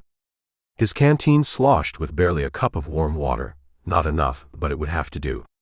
The landscape, a desolate expanse of jagged rocks, parched earth, and thorny scrub brush, seemed to mirror the harshness of his thoughts, each step bringing him closer to what might well be his last fight. His worn boots crunched softly on loose shale as he paused to study the ground, noting the faint impression of horse tracks heading west. 3, maybe 4 riders had passed through recently, their trails partially obscured by the relentless wind that swept through these badlands.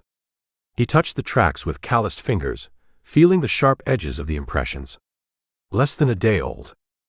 Getting careless, Jack, he muttered under his breath, thinking of Blackjack Malone and his gang. Or maybe just getting cocky. He moved with the cautious stealth of a seasoned tracker, each step carefully placed, his weathered Winchester cradled in arms that ached from the constant vigilance. The rifle's stock was smooth from years of use, its metal warm to the touch under the burning sun. His eyes, narrowed against the glare, constantly scanned the horizon, searching for any sign of movement, any hint of the danger that lurked ahead. A red-tailed hawk circled overhead, its cry echoing off the canyon walls like a mournful warning. The memory of Sarah's words haunted him. "You're walking into a trap, Rip. You know that, don't you?" Her face had been etched with concern as she'd pressed the small medicine pouch into his hand before he'd left the women safely hidden in the old mining cave. "At least take this. My grandmother's remedies might save your life if—" He hadn't let her finish that thought. As he drew closer to Devil's Canyon, the landscape transformed, becoming even more forbidding. The towering cliffs rose like ancient cathedral walls, their stratified layers telling tales of centuries past. Their long, ominous shadows stretched across the barren ground like grasping fingers. The air grew noticeably colder in these shadows, a stark contrast to the oppressive heat of the open plains. The silence here was different, deeper, more absolute. Even the wind seemed to hold its breath, creating an emptiness broken only by the occasional skittering of loose rocks down the cliff face. A rattlesnake's warning buzz froze him in mid-step. The snake lay coiled beneath a scraggly sage bush, its diamond pattern nearly invisible against the rocky ground.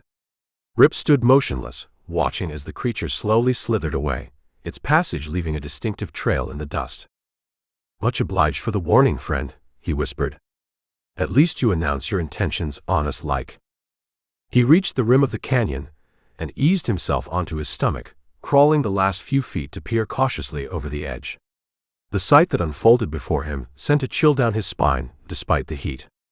Devil's Canyon was a deep, jagged gash in the earth, as if some angry god had cleaved the world with a giant axe. Its sheer cliffs dropped hundreds of feet to the canyon floor, their faces scarred with dark caves and treacherous ledges.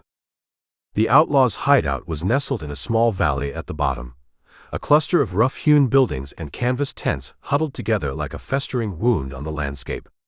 Smoke rose lazily from a central campfire, its acrid smell carrying hints of burning mesquite and something else, something that made his stomach turn. He'd smelled that particular stench before, in war. It was the smell of fear, of desperation, of men pushed to their limits. Through his rifle scope he counted the buildings. A main cabin with a tin roof that glinted harshly in the sun, 3 smaller shacks, what looked like a makeshift stable, and 6 large tents arranged in a rough circle. Smoke rose from 2 chimneys, suggesting at least some of the buildings were occupied despite the heat. His eye caught movement, a sentry making his rounds, rifle held lazily across his shoulders. The man's gait was uneven, probably nursing a hangover. Another figure emerged from the main cabin, and Rip's grip tightened on his rifle. Even at this distance, there was no mistaking Black Jack Malone's imposing figure. The outlaw leader's black duster swirled around his boots as he strode across the compound, his silver-handled revolvers catching the sun like twin stars. Two more men joined Malone, and Rip strained to hear their conversation. The wind carried fragments of words up the canyon wall. Shipment coming through. Gang from Socorro. Teach those women. The last phrase made Rip's blood run cold. He shifted slightly, adjusting his position to get a better view of the compound's rear area. There, a tent larger than the others with two armed men posted outside. The canvas walls moved slightly in the breeze, and for a moment he caught a glimpse of movement inside. The kidnapped women from Gold Creek were still alive, at least for now. He carefully backed away from the rim, his mind working through possibilities. A frontal assault would be suicide. The camp was too well defended, with clear fields of fire in all directions. But those caves he'd spotted in the canyon wall. Chapter 15. The darkness that enveloped Devil's Canyon was thick and heavy, a suffocating blanket that muffled all sound save for the crackling embers of the outlaw's campfire and the occasional restless whinny of a tethered horse. Rip Campbell's shirt was damp with night sweat as he ghosted through the shadows, each step placed with the deliberate care of a mountain lion stalking its prey. His worn boots, the soles wrapped in strips of cloth to muffle any sound, made no noise on the soft earth. The cool night air, a welcome reprieve from the day's scorching heat, carried the faint acrid scent of wood smoke mingled with the lingering metallic tang of blood, and something else, something that made his nose wrinkle, the sweet sour stench of unwashed bodies and cheap whiskey. The jagged silhouettes of the canyon walls loomed above him like ancient sentinels, their weathered faces etched by countless seasons of wind and rain. Scattered patches of scrub brush dotted the rocky terrain, offering precious cover, as Rip moved through the darkness with the patience of a man who had learned long ago that haste was the surest path to the grave. The stars wheeled overhead in their eternal dance, countless pinpricks of light in the vast tapestry of the desert sky, offering just enough illumination for his keen eyes to pick out the subtle variations in the terrain. A coyote's distant howl echoed through the canyon, and Rip froze, becoming one with the shadows. His hand instinctively tightened on the grip of his Colt, the worn pearl handle smooth and familiar against his palm. He counted heartbeats, waiting to see if the sound had alerted any of the camp's occupants. The weapon was like an extension of his arm, a trusted companion that had seen him through countless tight spots across the unforgiving expanse of the frontier. "Damn coyotes," one of the guards muttered, spitting into the darkness. The glob of tobacco juice landed with a wet splat on a nearby rock. "Been yapping all night." "Better than wolves," his companion replied with a grunt, shifting his weight from one foot to the other.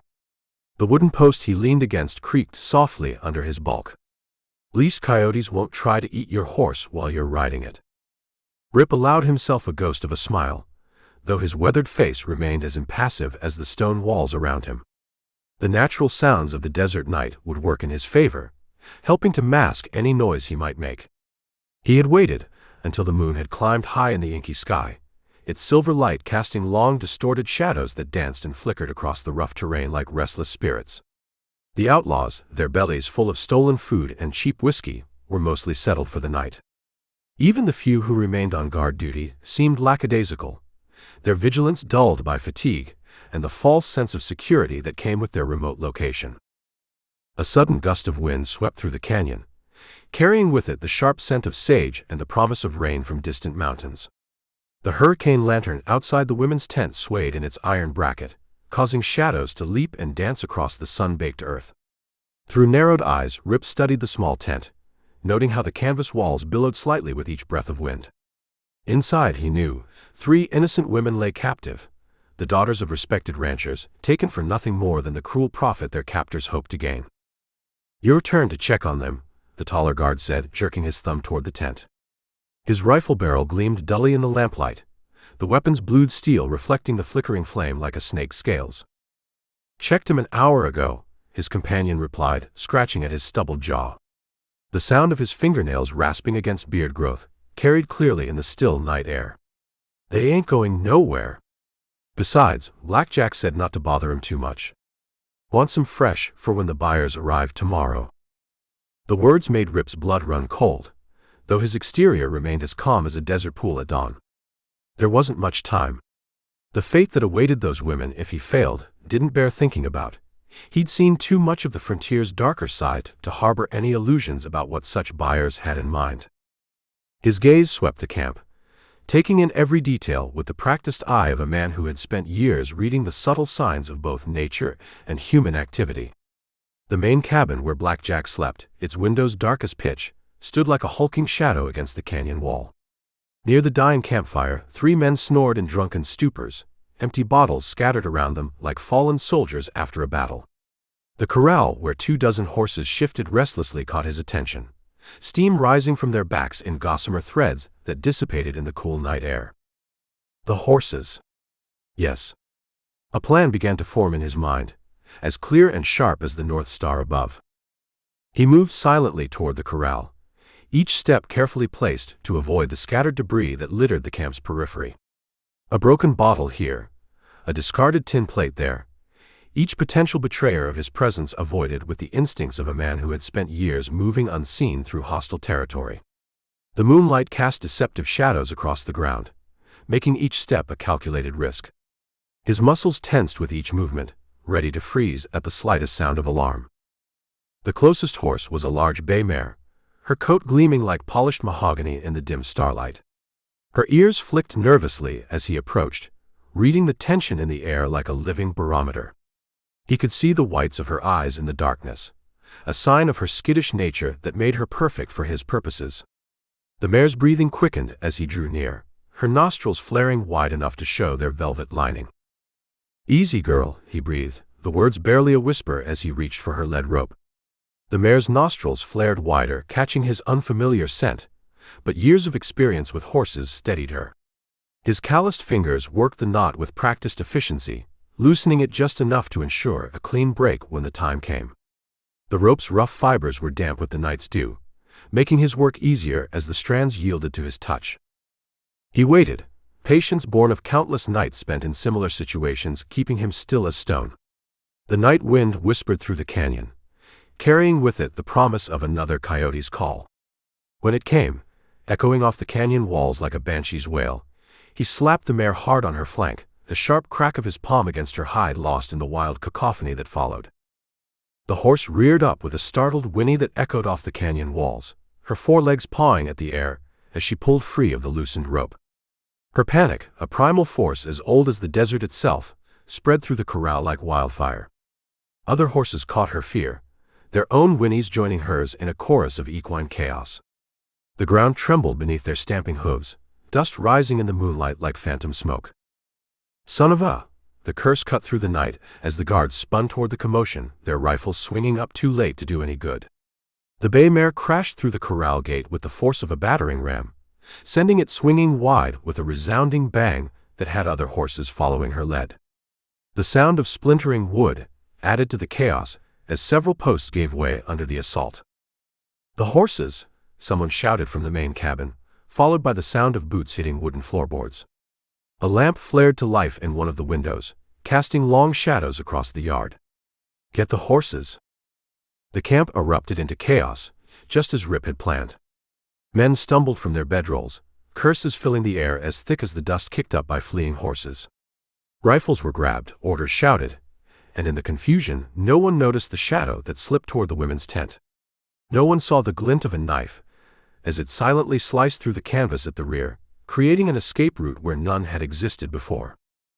And by the time anyone thought to check on the prisoners, Rip Campbell and the 3 women were already moving through the darkness of Devil's Canyon, their trail obscured by the stampeding horses and the growing storm clouds that finally released their burden of rain upon the desert night. Chapter 16.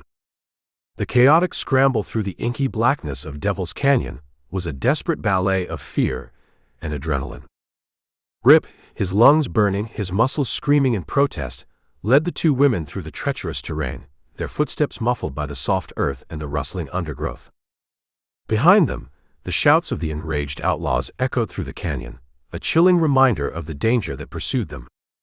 The darkness was both a blessing and a curse. It offered them cover, concealing their movements from their pursuers. But it also hindered their escape, the uneven ground and the thick vegetation posing a constant threat of a stumble, a fall, a fatal misstep. "Stay close," Rip gasped, his voice ragged.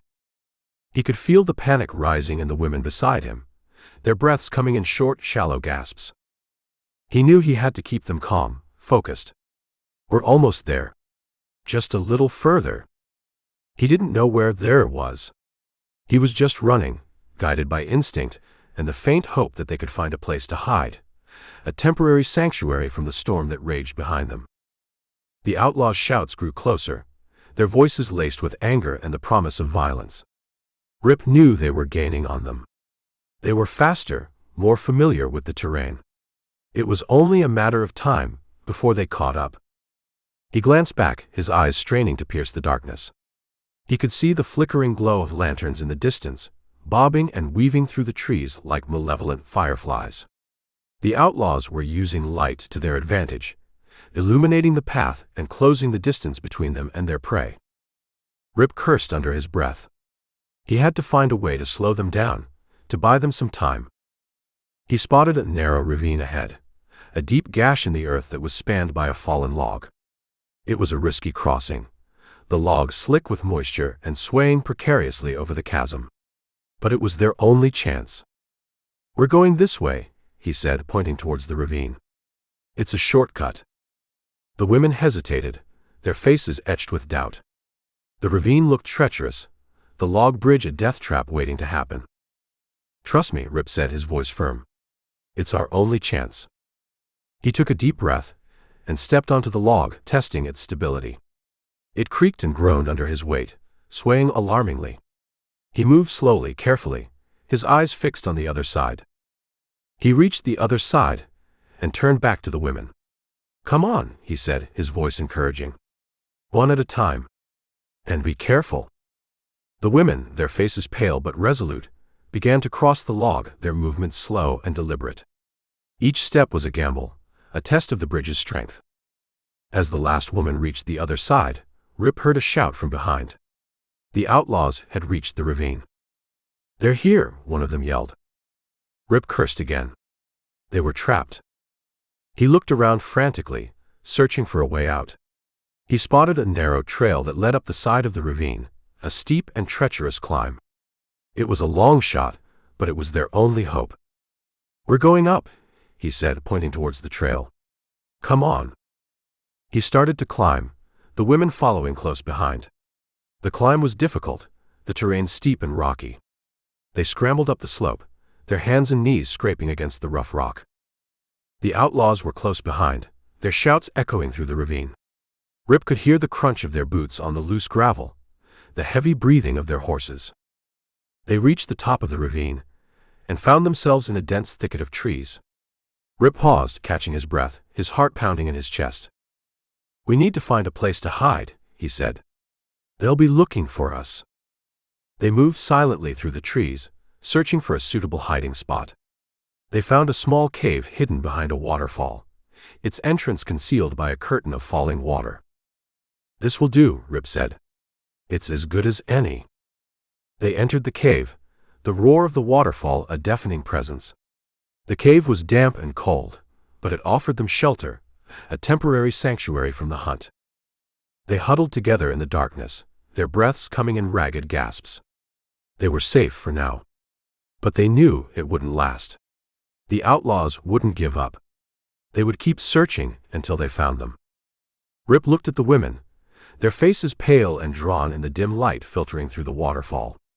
He knew they were scared, but he also saw a spark of defiance in their eyes. They were survivors, they were fighters, and they wouldn't give up without a fight. He looked back towards the cave entrance, his eyes fixed on the curtain of falling water. He knew the outlaws were out there, somewhere in the darkness waiting for them. He knew that they had to be ready. They had to be prepared to fight for their lives. The fight in the dark had begun. Chapter 17.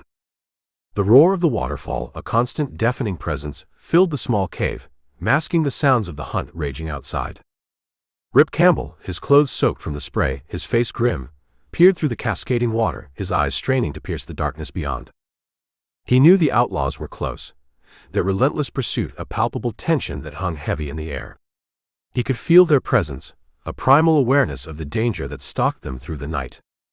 The two women huddled deeper into the cave, their faces pale and drawn in the dim light filtering through the waterfall. Fear, raw and untamed, flickered in their eyes. They knew they were trapped, cornered like prey in a hunter's snare. "They're out there," Rip said, his voice low, his words barely audible above the roar of the water. "We have to move. This isn't safe." He knew the cave was a temporary sanctuary, a brief respite from the chase. The outlaws wouldn't give up. They would search every inch of the canyon until they found them. "But where can we go?" one of the women whispered, her voice trembling. Rip didn't answer. He didn't know.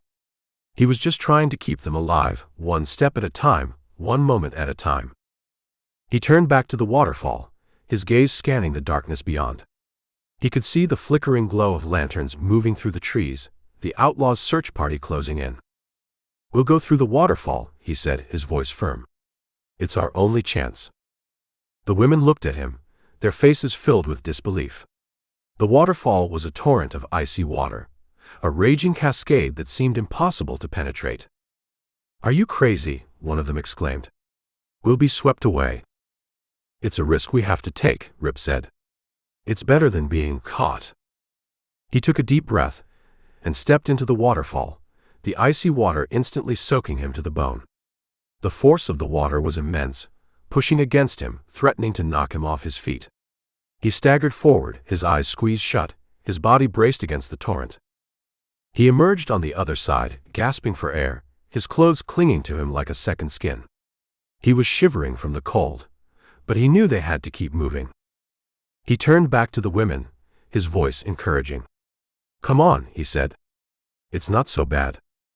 The women hesitated, their faces etched with fear. But they knew Rip was right. It was their only chance. They took a deep breath and stepped into the waterfall, their screams swallowed by the roar of the water. Rip watched them, his heart pounding in his chest, praying that they would make it through. They emerged on the other side, shivering and soaked, but alive.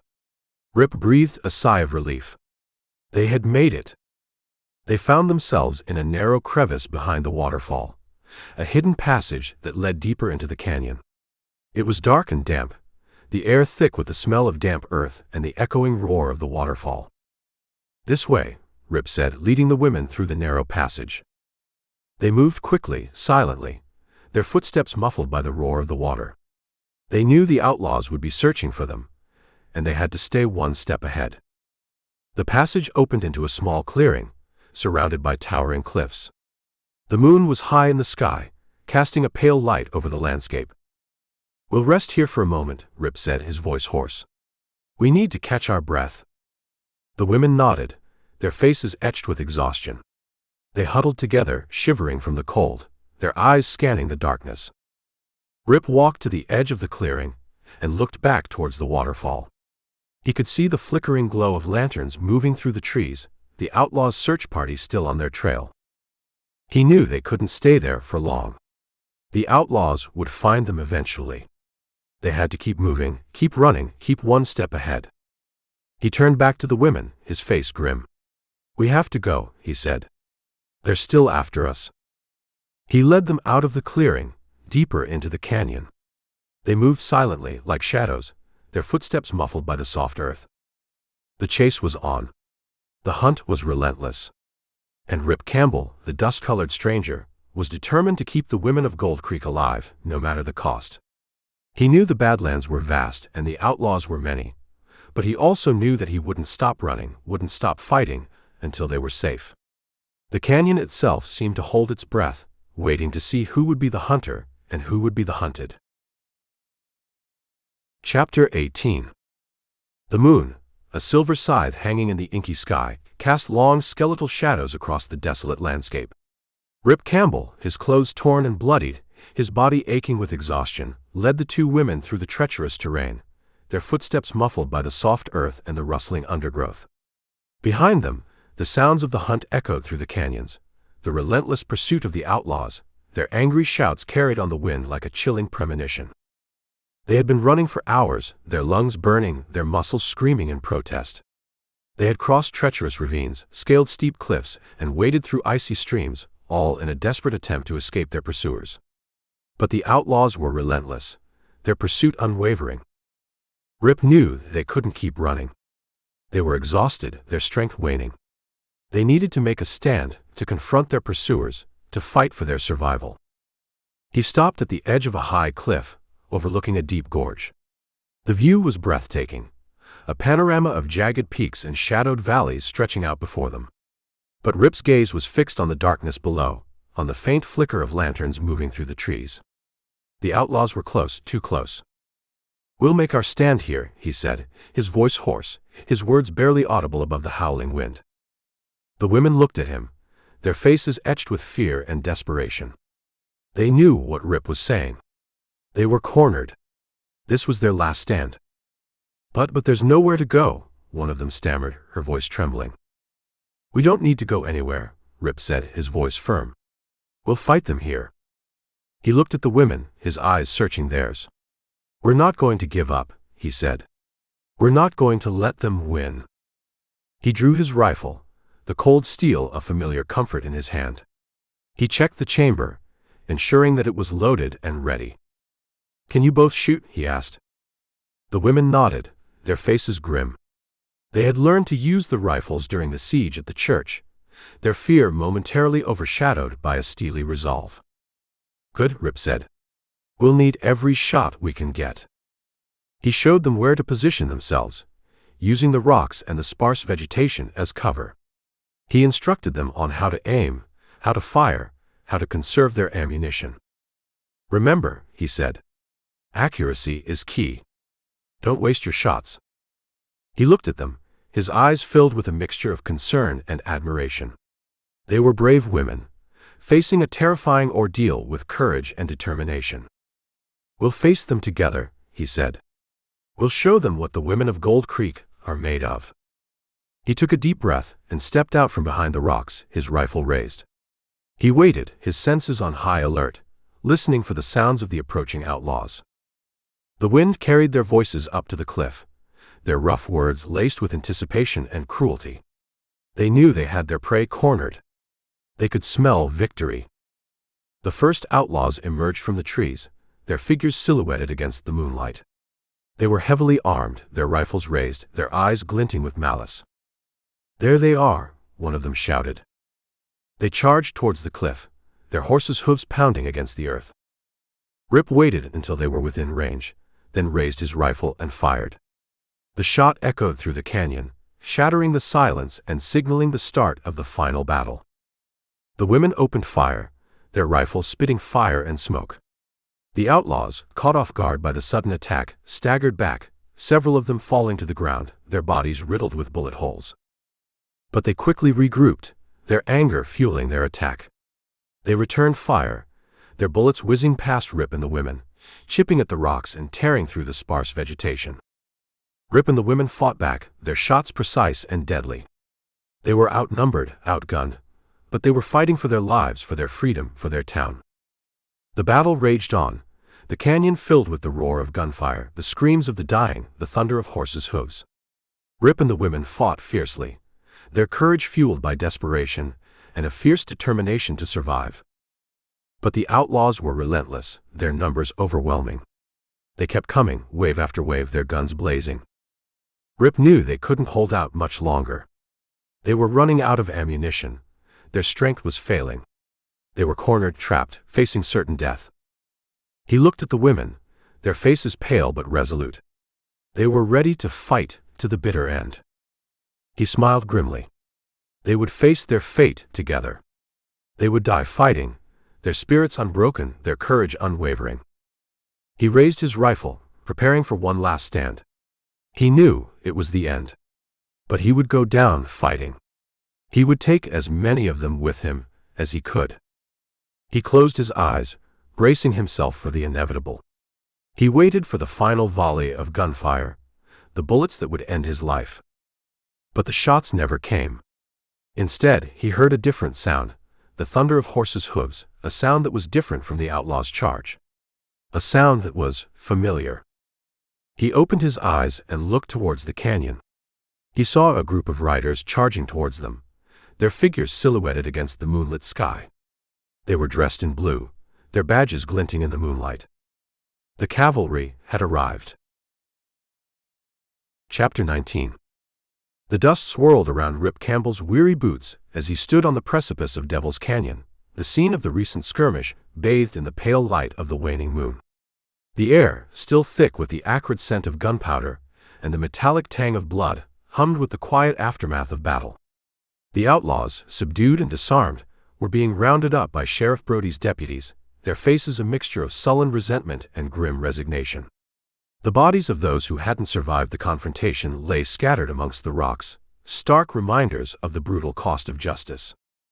Rip, his duster torn and bloodied, leaned heavily on a nearby boulder, his breath coming in ragged gasps. He felt a sharp, throbbing pain in his side, a searing heat that radiated outwards from a deep wound. He had been grazed by a bullet during the firefight, a glancing blow that had ripped through his flesh. He had ignored it at the time, his focus solely on the fight, on protecting the women. But now, with the adrenaline fading, the pain was becoming increasingly insistent, a relentless reminder of his own vulnerability. Sheriff Brody approached him, his face etched with concern. "You're hurt," he said, his voice gruff but caring. Rip waved his hand dismissively. "It's nothing," he mumbled. "Just a scratch." Brody frowned. "That's more than a scratch," he said, his eyes scanning the bloodstain spreading across Rip's duster. "You need to get that looked at." Rip shrugged. "I'll be fine," he insisted. "Just need a minute to catch my breath." He knew he wasn't fine. The pain was intensifying, his side throbbing with each breath. He could feel the warm, sticky flow of blood beneath his torn duster.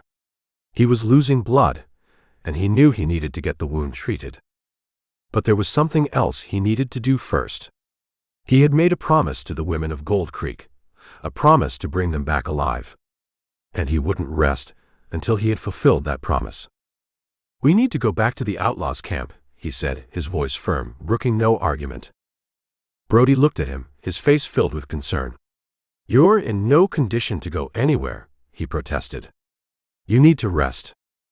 "The women," Rip began, his voice strained. "The other women, they're still there. We need to get them out."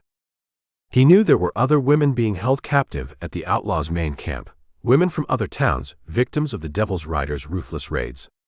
He couldn't leave them to the outlaws' fate. Brody hesitated, his gaze lingering on Rip's pale face. He could see the determination in Rip's eyes, the unwavering resolve that drove him forward despite his injury. "All right," he said finally, his voice resigned. "But you're not going alone. I'm coming with you." He turned to his deputies. "Round up the rest of the outlaws," he commanded. "We're going back to their main camp." The deputies nodded and began to gather the remaining outlaws, their movements swift and efficient. Rip, his side throbbing with pain, his vision blurring slightly, leaned heavily on Brody as they made their way towards their horses. "Easy there," Brody said, his voice gentle. "You're losing a lot of blood." Rip nodded, his lips pressed into a thin line. He knew he was losing blood, but he couldn't afford to think about it now. He had to focus on the task at hand. He had to rescue the remaining women. They mounted their horses, their movements slow and deliberate. Rip winced as he swung his leg over the saddle, the pain in his side momentarily taking his breath away. Brody looked at him, his face filled with concern. "Are you sure you're up for this?" he asked. Rip nodded, his jaw tight. "I have to," he said. "I made a promise."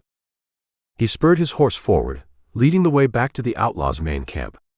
The ride was agonizing, each jolt of the horse's hooves sending waves of pain through his side. He gritted his teeth, determined to push through the pain, to keep moving, to keep his promise. As they rode, Rip's thoughts drifted back to the women of Gold Creek. He had saved them, brought them through the darkness, delivered them from danger. He had kept his promise to them.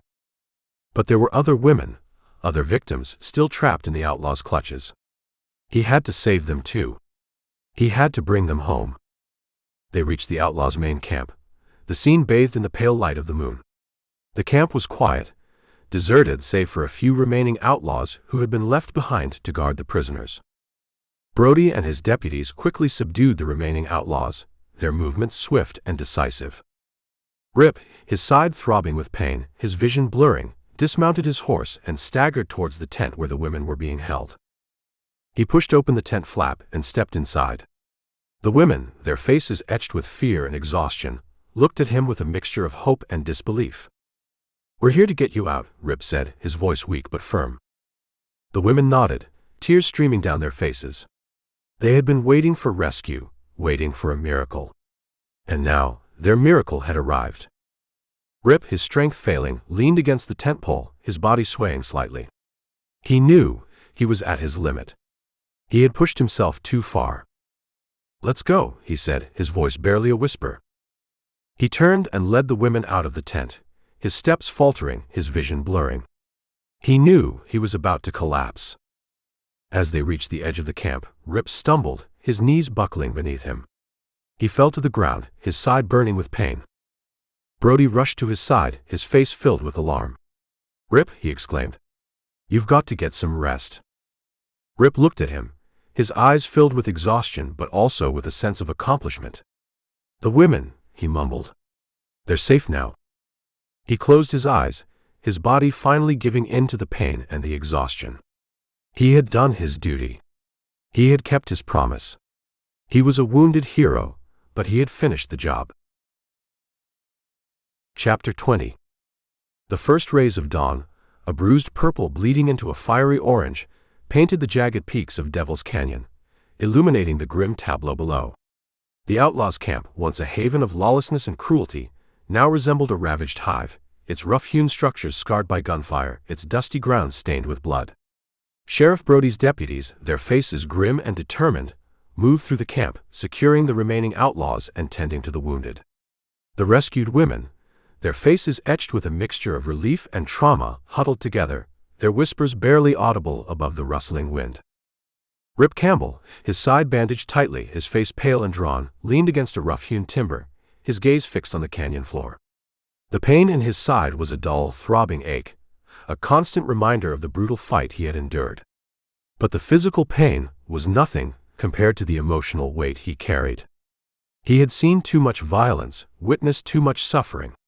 The cost of justice, he knew, was steep. Sheriff Brody approached him, his face etched with concern. "You should be resting," he said, his voice gruff but caring. "You've lost a lot of blood." Rip shook his head. "I'm fine," he mumbled, his voice hoarse. "We need to finish this."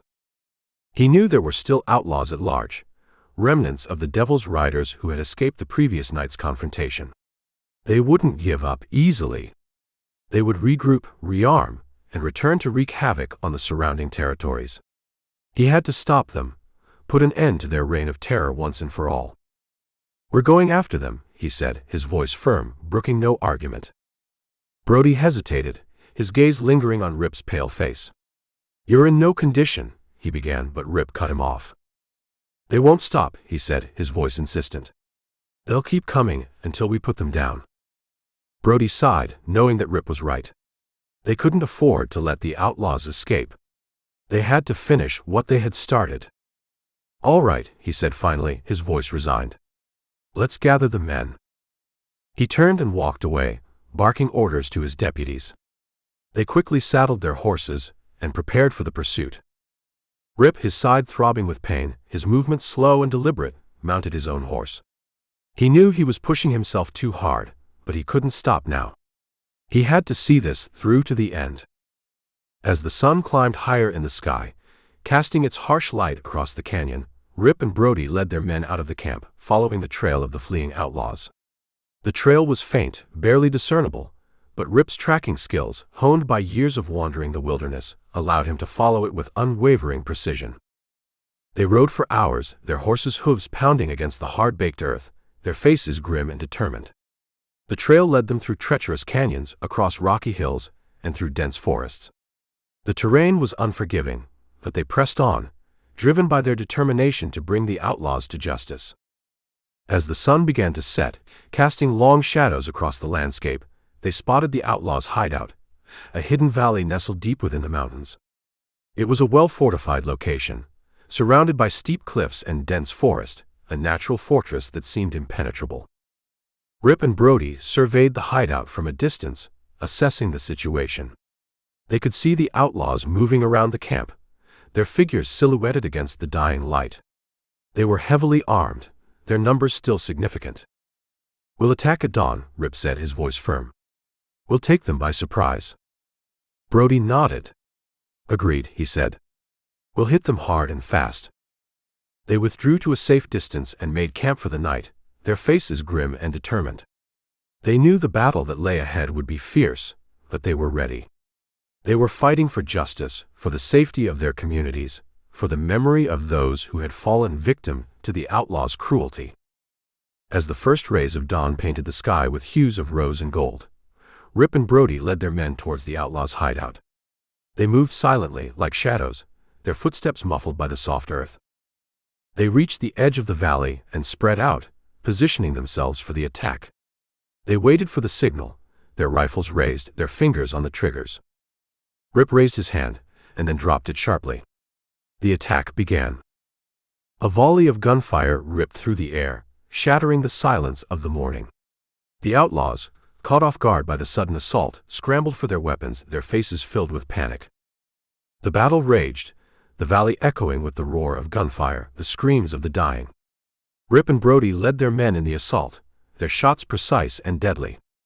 They fought fiercely, their determination fueled by a righteous anger.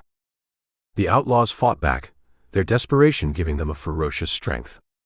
They knew they were fighting for their lives, and they weren't going down without a fight.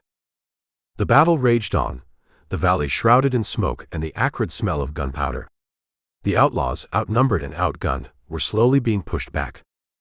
Rip, his side throbbing with pain, his movements slow but deliberate, fought his way through the chaos, his eyes fixed on the outlaws' leader. He knew he had to stop him, put an end to his reign of terror. He fought his way through the outlaws, his rifle blazing, his determination unwavering. He was a man possessed, driven by a burning desire for justice. Finally, he reached the outlaws' leader, a hulking figure with a scarred face and cold, ruthless eyes.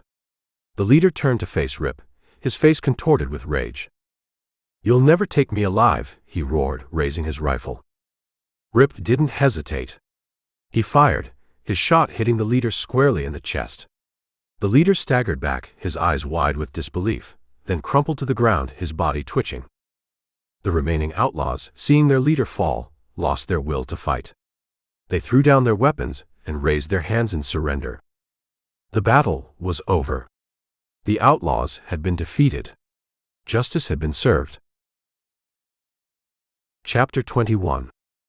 The dust settled slowly over the ravaged valley, a gritty film coating the scene of the brutal battle. The air, still thick with the acrid scent of gunpowder and the metallic tang of blood, hummed with the quiet aftermath of violence. Sheriff Brody's deputies moved among the fallen, their faces grim and weary, collecting weapons and tending to the wounded.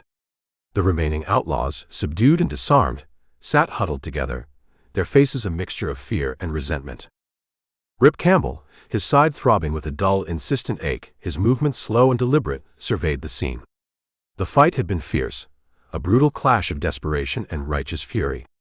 He had seen men die, witnessed the raw savagery of combat. The cost of justice, he knew, was etched in blood and loss. He spotted Black Jack Malone, the masked leader of the Devil's Riders, standing apart from the other outlaws. He was no longer wearing his mask, his face, scarred and weathered, revealed to the world. His eyes, cold and calculating, scanned the scene, registering every detail. He seemed strangely detached, almost serene, as if he had accepted his fate. Rip felt a surge of anger, a burning desire to confront Malone, to make him pay for his crimes. He had terrorized innocent towns, murdered countless men, and kidnapped helpless women. He was a monster, a scourge on the land. He walked towards Malone, his boots crunching on the loose gravel. Malone watched him approach, his expression unchanged. "It's over, Malone," Rip said, his voice low but firm. "Your reign of terror is finished." Malone chuckled, a dry, humorless sound. Is it? He replied, his voice surprisingly calm. Or is it just beginning? Rip frowned. What are you talking about? Malone smirked. You think you've won, he said. You think you've brought me to justice. But you're wrong. This is just the beginning. Rip felt a prickle of unease. He didn't understand what Malone was talking about. What do you mean? He asked. Malone's smirk widened. You'll see, he said. You'll all see. He turned and walked away, heading towards a small, isolated shack at the edge of the camp. Rip watched him go, his eyes narrowed. He knew Malone was planning something. He could feel it in his gut. He turned to Sheriff Brody, who was overseeing the collection of weapons. Watch Malone, he said, his voice urgent.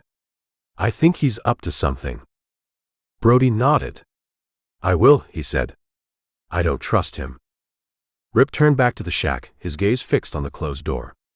He had a feeling that Malone's secrets were hidden within those walls. He walked towards the shack, his hand resting on the butt of his pistol. He reached the door and hesitated for a moment, listening for any sound from within. He heard nothing. The shack was silent, eerily quiet. He pushed open the door and stepped inside. The shack was small and sparsely furnished, containing only a rough-hewn table, a couple of chairs, and a bedroll. The air inside was stale and musty, thick with the smell of dust and decay. Malone was standing by the table, his back to Rip.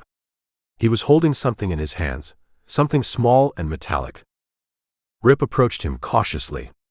What are you doing? He asked. Malone turned to face him, his eyes glinting with a strange light. He held up his hand, revealing a small, intricately carved wooden box. This, he said, his voice soft, is the key. The key to what? Rip asked, his voice wary. Malone smiled. The key to everything, he said. He opened the box, revealing a small gold nugget nestled inside. This, he said, holding up the nugget, is what it's all about. Rip frowned. What are you talking about? Malone laughed. You still don't get it, do you? He said. It's not about the gold. It's about the power. He looked at Rip, his eyes filled with a chilling intensity. The gold is just a lure, he said. A way to control people, to make them do what you want. Rip felt a chill run down his spine. He realized what Malone was saying. The gold claim, it was a fraud. A scheme to lure the town's men to their deaths. You're a monster, Rip said, his voice filled with disgust. Malone shrugged. Maybe, he said. But I'm also smart. I've used the greed of others to build my empire. He looked at Rip, his eyes filled with a strange admiration.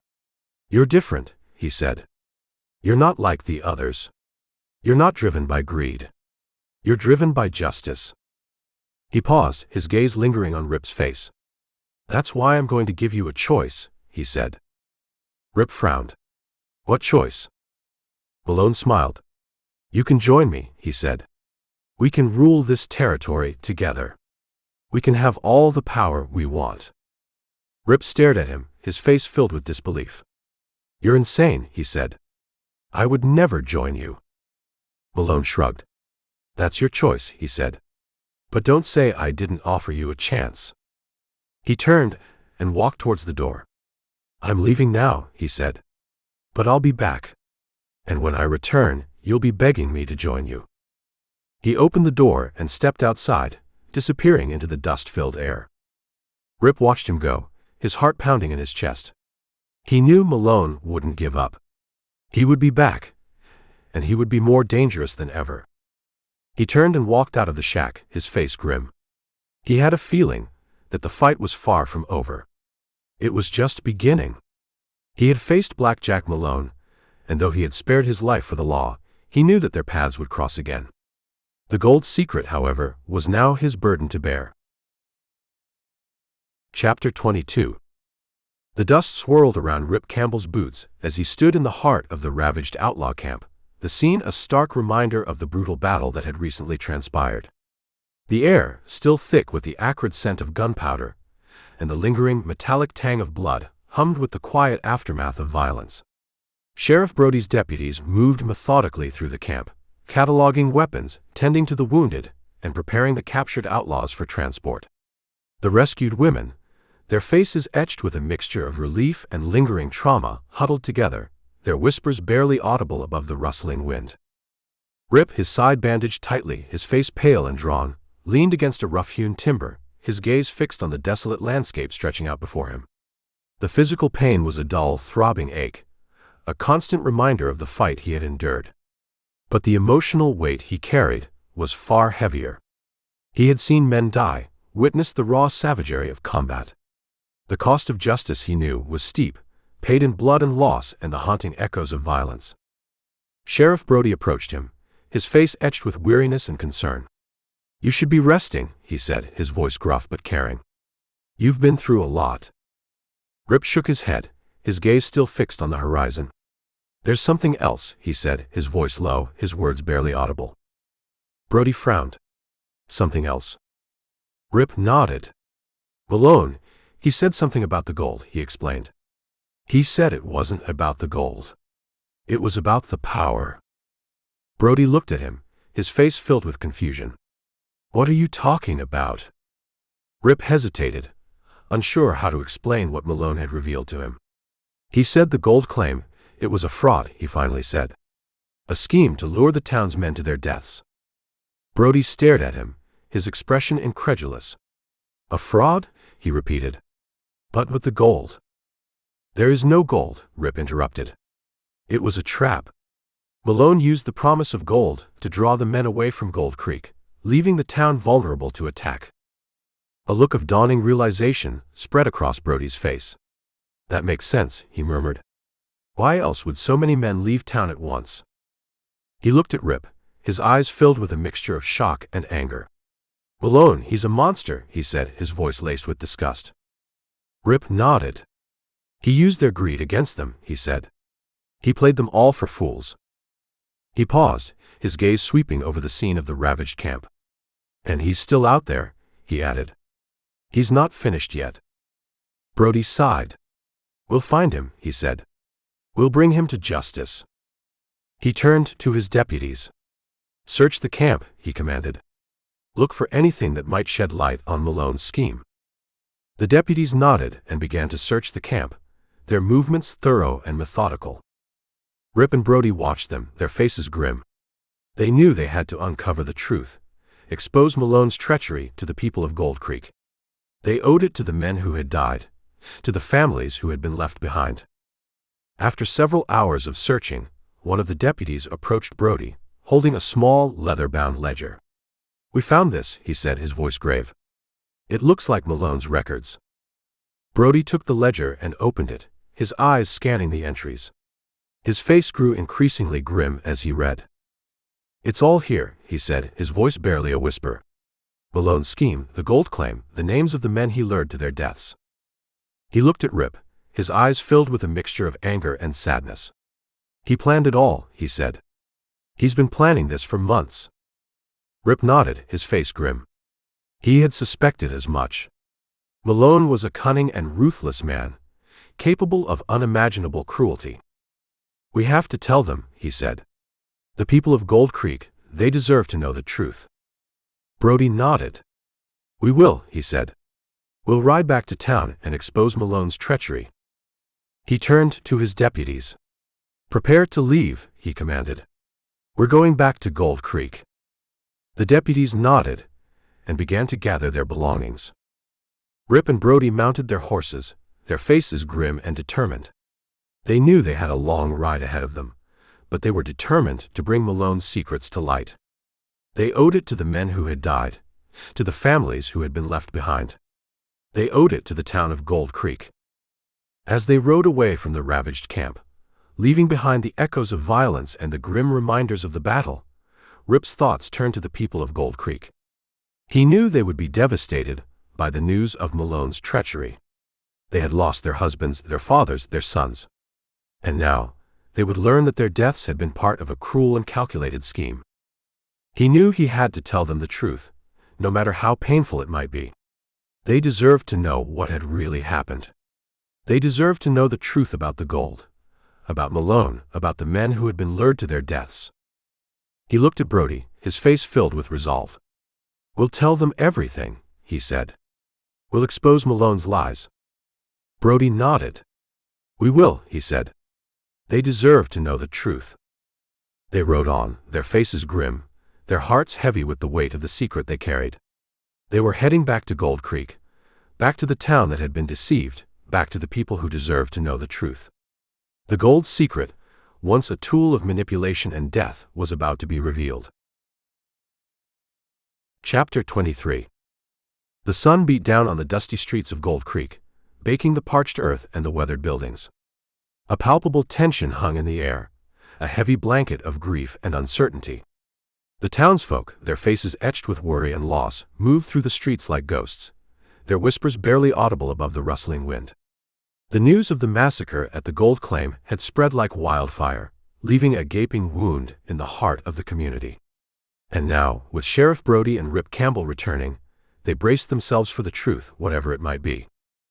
Sheriff Brody and Rip rode into town, their faces grim, their shoulders slumped with the weight of the secret they carried. The townsfolk gathered around them, their eyes filled with a mixture of hope and dread. "We have news," Brody said, his voice low, his words barely audible above the murmuring crowd. "About the men, about the gold claim." He paused, his gaze sweeping over the faces of the townsfolk, seeing the pain, the confusion, the silent plea for answers. "There is no gold," he said finally, his voice heavy with sorrow. "It was a lie. A trap." A collective gasp rippled through the crowd. The townsfolk exchanged stunned glances, their faces etched with disbelief. "A trap?" one of them repeated, his voice filled with confusion. But why?" Brody looked at Rip, silently urging him to explain. Rip stepped forward, his face pale and drawn, his eyes filled with a deep sadness. "Malone, he used the promise of gold to lure your men away from the town," he said, his voice low but firm. "He wanted to leave Gold Creek vulnerable, to make it easier for his gang to attack." A murmur of anger spread through the crowd. The townsfolk exchanged furious glances, their faces contorted with rage. "He planned it all," Rip continued. "He's been planning it for months. He's a monster." A woman stepped forward, her face streaked with tears. "My husband," she whispered, her voice trembling. "He was one of them, one of the men who went to the claim." Rip nodded, his heart aching for her loss. "I'm sorry," he said softly. "He was a victim of Malone's treachery." The woman sobbed, her grief echoing through the silent street. Other women joined her, their cries of sorrow filling the air. The men of the town, their faces grim, their eyes filled with a burning anger, clenched their fists, their knuckles white. They wanted revenge. They wanted to make Malone pay for his crimes. "We'll find him," Brody said, his voice firm. "We'll bring him to justice." He looked at the townsfolk, his gaze sweeping over their faces. "But we need your help," he said. "We need you to tell us everything you know about Malone, about his gang, about their hideouts." The townsfolk nodded, their faces filled with resolve. They were ready to fight back. They were ready to avenge the deaths of their loved ones. Rip watched them, his heart filled with a mixture of sadness and admiration. They were a strong and resilient people, capable of enduring unimaginable hardship. They had lost so much, but they hadn't given up. They were determined to rebuild their lives, to rebuild their town. He knew his work was finished here. He had brought the truth to light, exposed Malone's treachery, and helped to bring the outlaws to justice. He had kept his promise to the women of Gold Creek. He had done what he had come to do. He turned to Sheriff Brody, his face filled with gratitude. "Thank you," he said, his voice low but sincere. "For everything." Brody nodded, his eyes filled with respect. "You're a hero, Rip," he said. "You saved this town." Rip shrugged. "I just did what was right," he said. He looked at the townsfolk, their faces filled with gratitude and admiration. They were celebrating him, hailing him as their savior. But Rip didn't want their praise. He didn't want their gratitude. He was a wanderer, a drifter, a man without a home. He had done his duty, and now it was time to move on. He turned to Brody. "I'm leaving now," he said. Brody nodded, his face filled with understanding. "I know," he said. "But thank you, Rip. For everything." Rip smiled. "You're welcome," he said. He turned and walked away, disappearing into the dust-filled air. He left Gold Creek behind, his duty done. He was a hero, but he wouldn't stay to be celebrated. He was a dust-colored stranger, and it was time for him to ride into the sunset. The town had learned the truth, and though their hearts were heavy, they were ready to rebuild. His farewell was quiet, almost unnoticed, as the townspeople began to pick up the pieces of their shattered lives. Chapter 24. The sun, a blazing disk of fire in the vast cerulean sky, beat down on Rip Campbell's broad shoulders, its heat radiating through the worn leather of his duster like a blacksmith's forge. Dust, fine as powdered bone, swirled around his chestnut mare's hooves, each step raising a miniature whirlwind that danced in the shimmering heat haze. The air, thick and dry, tasted of sagebrush and the faint metallic tang of distant rain.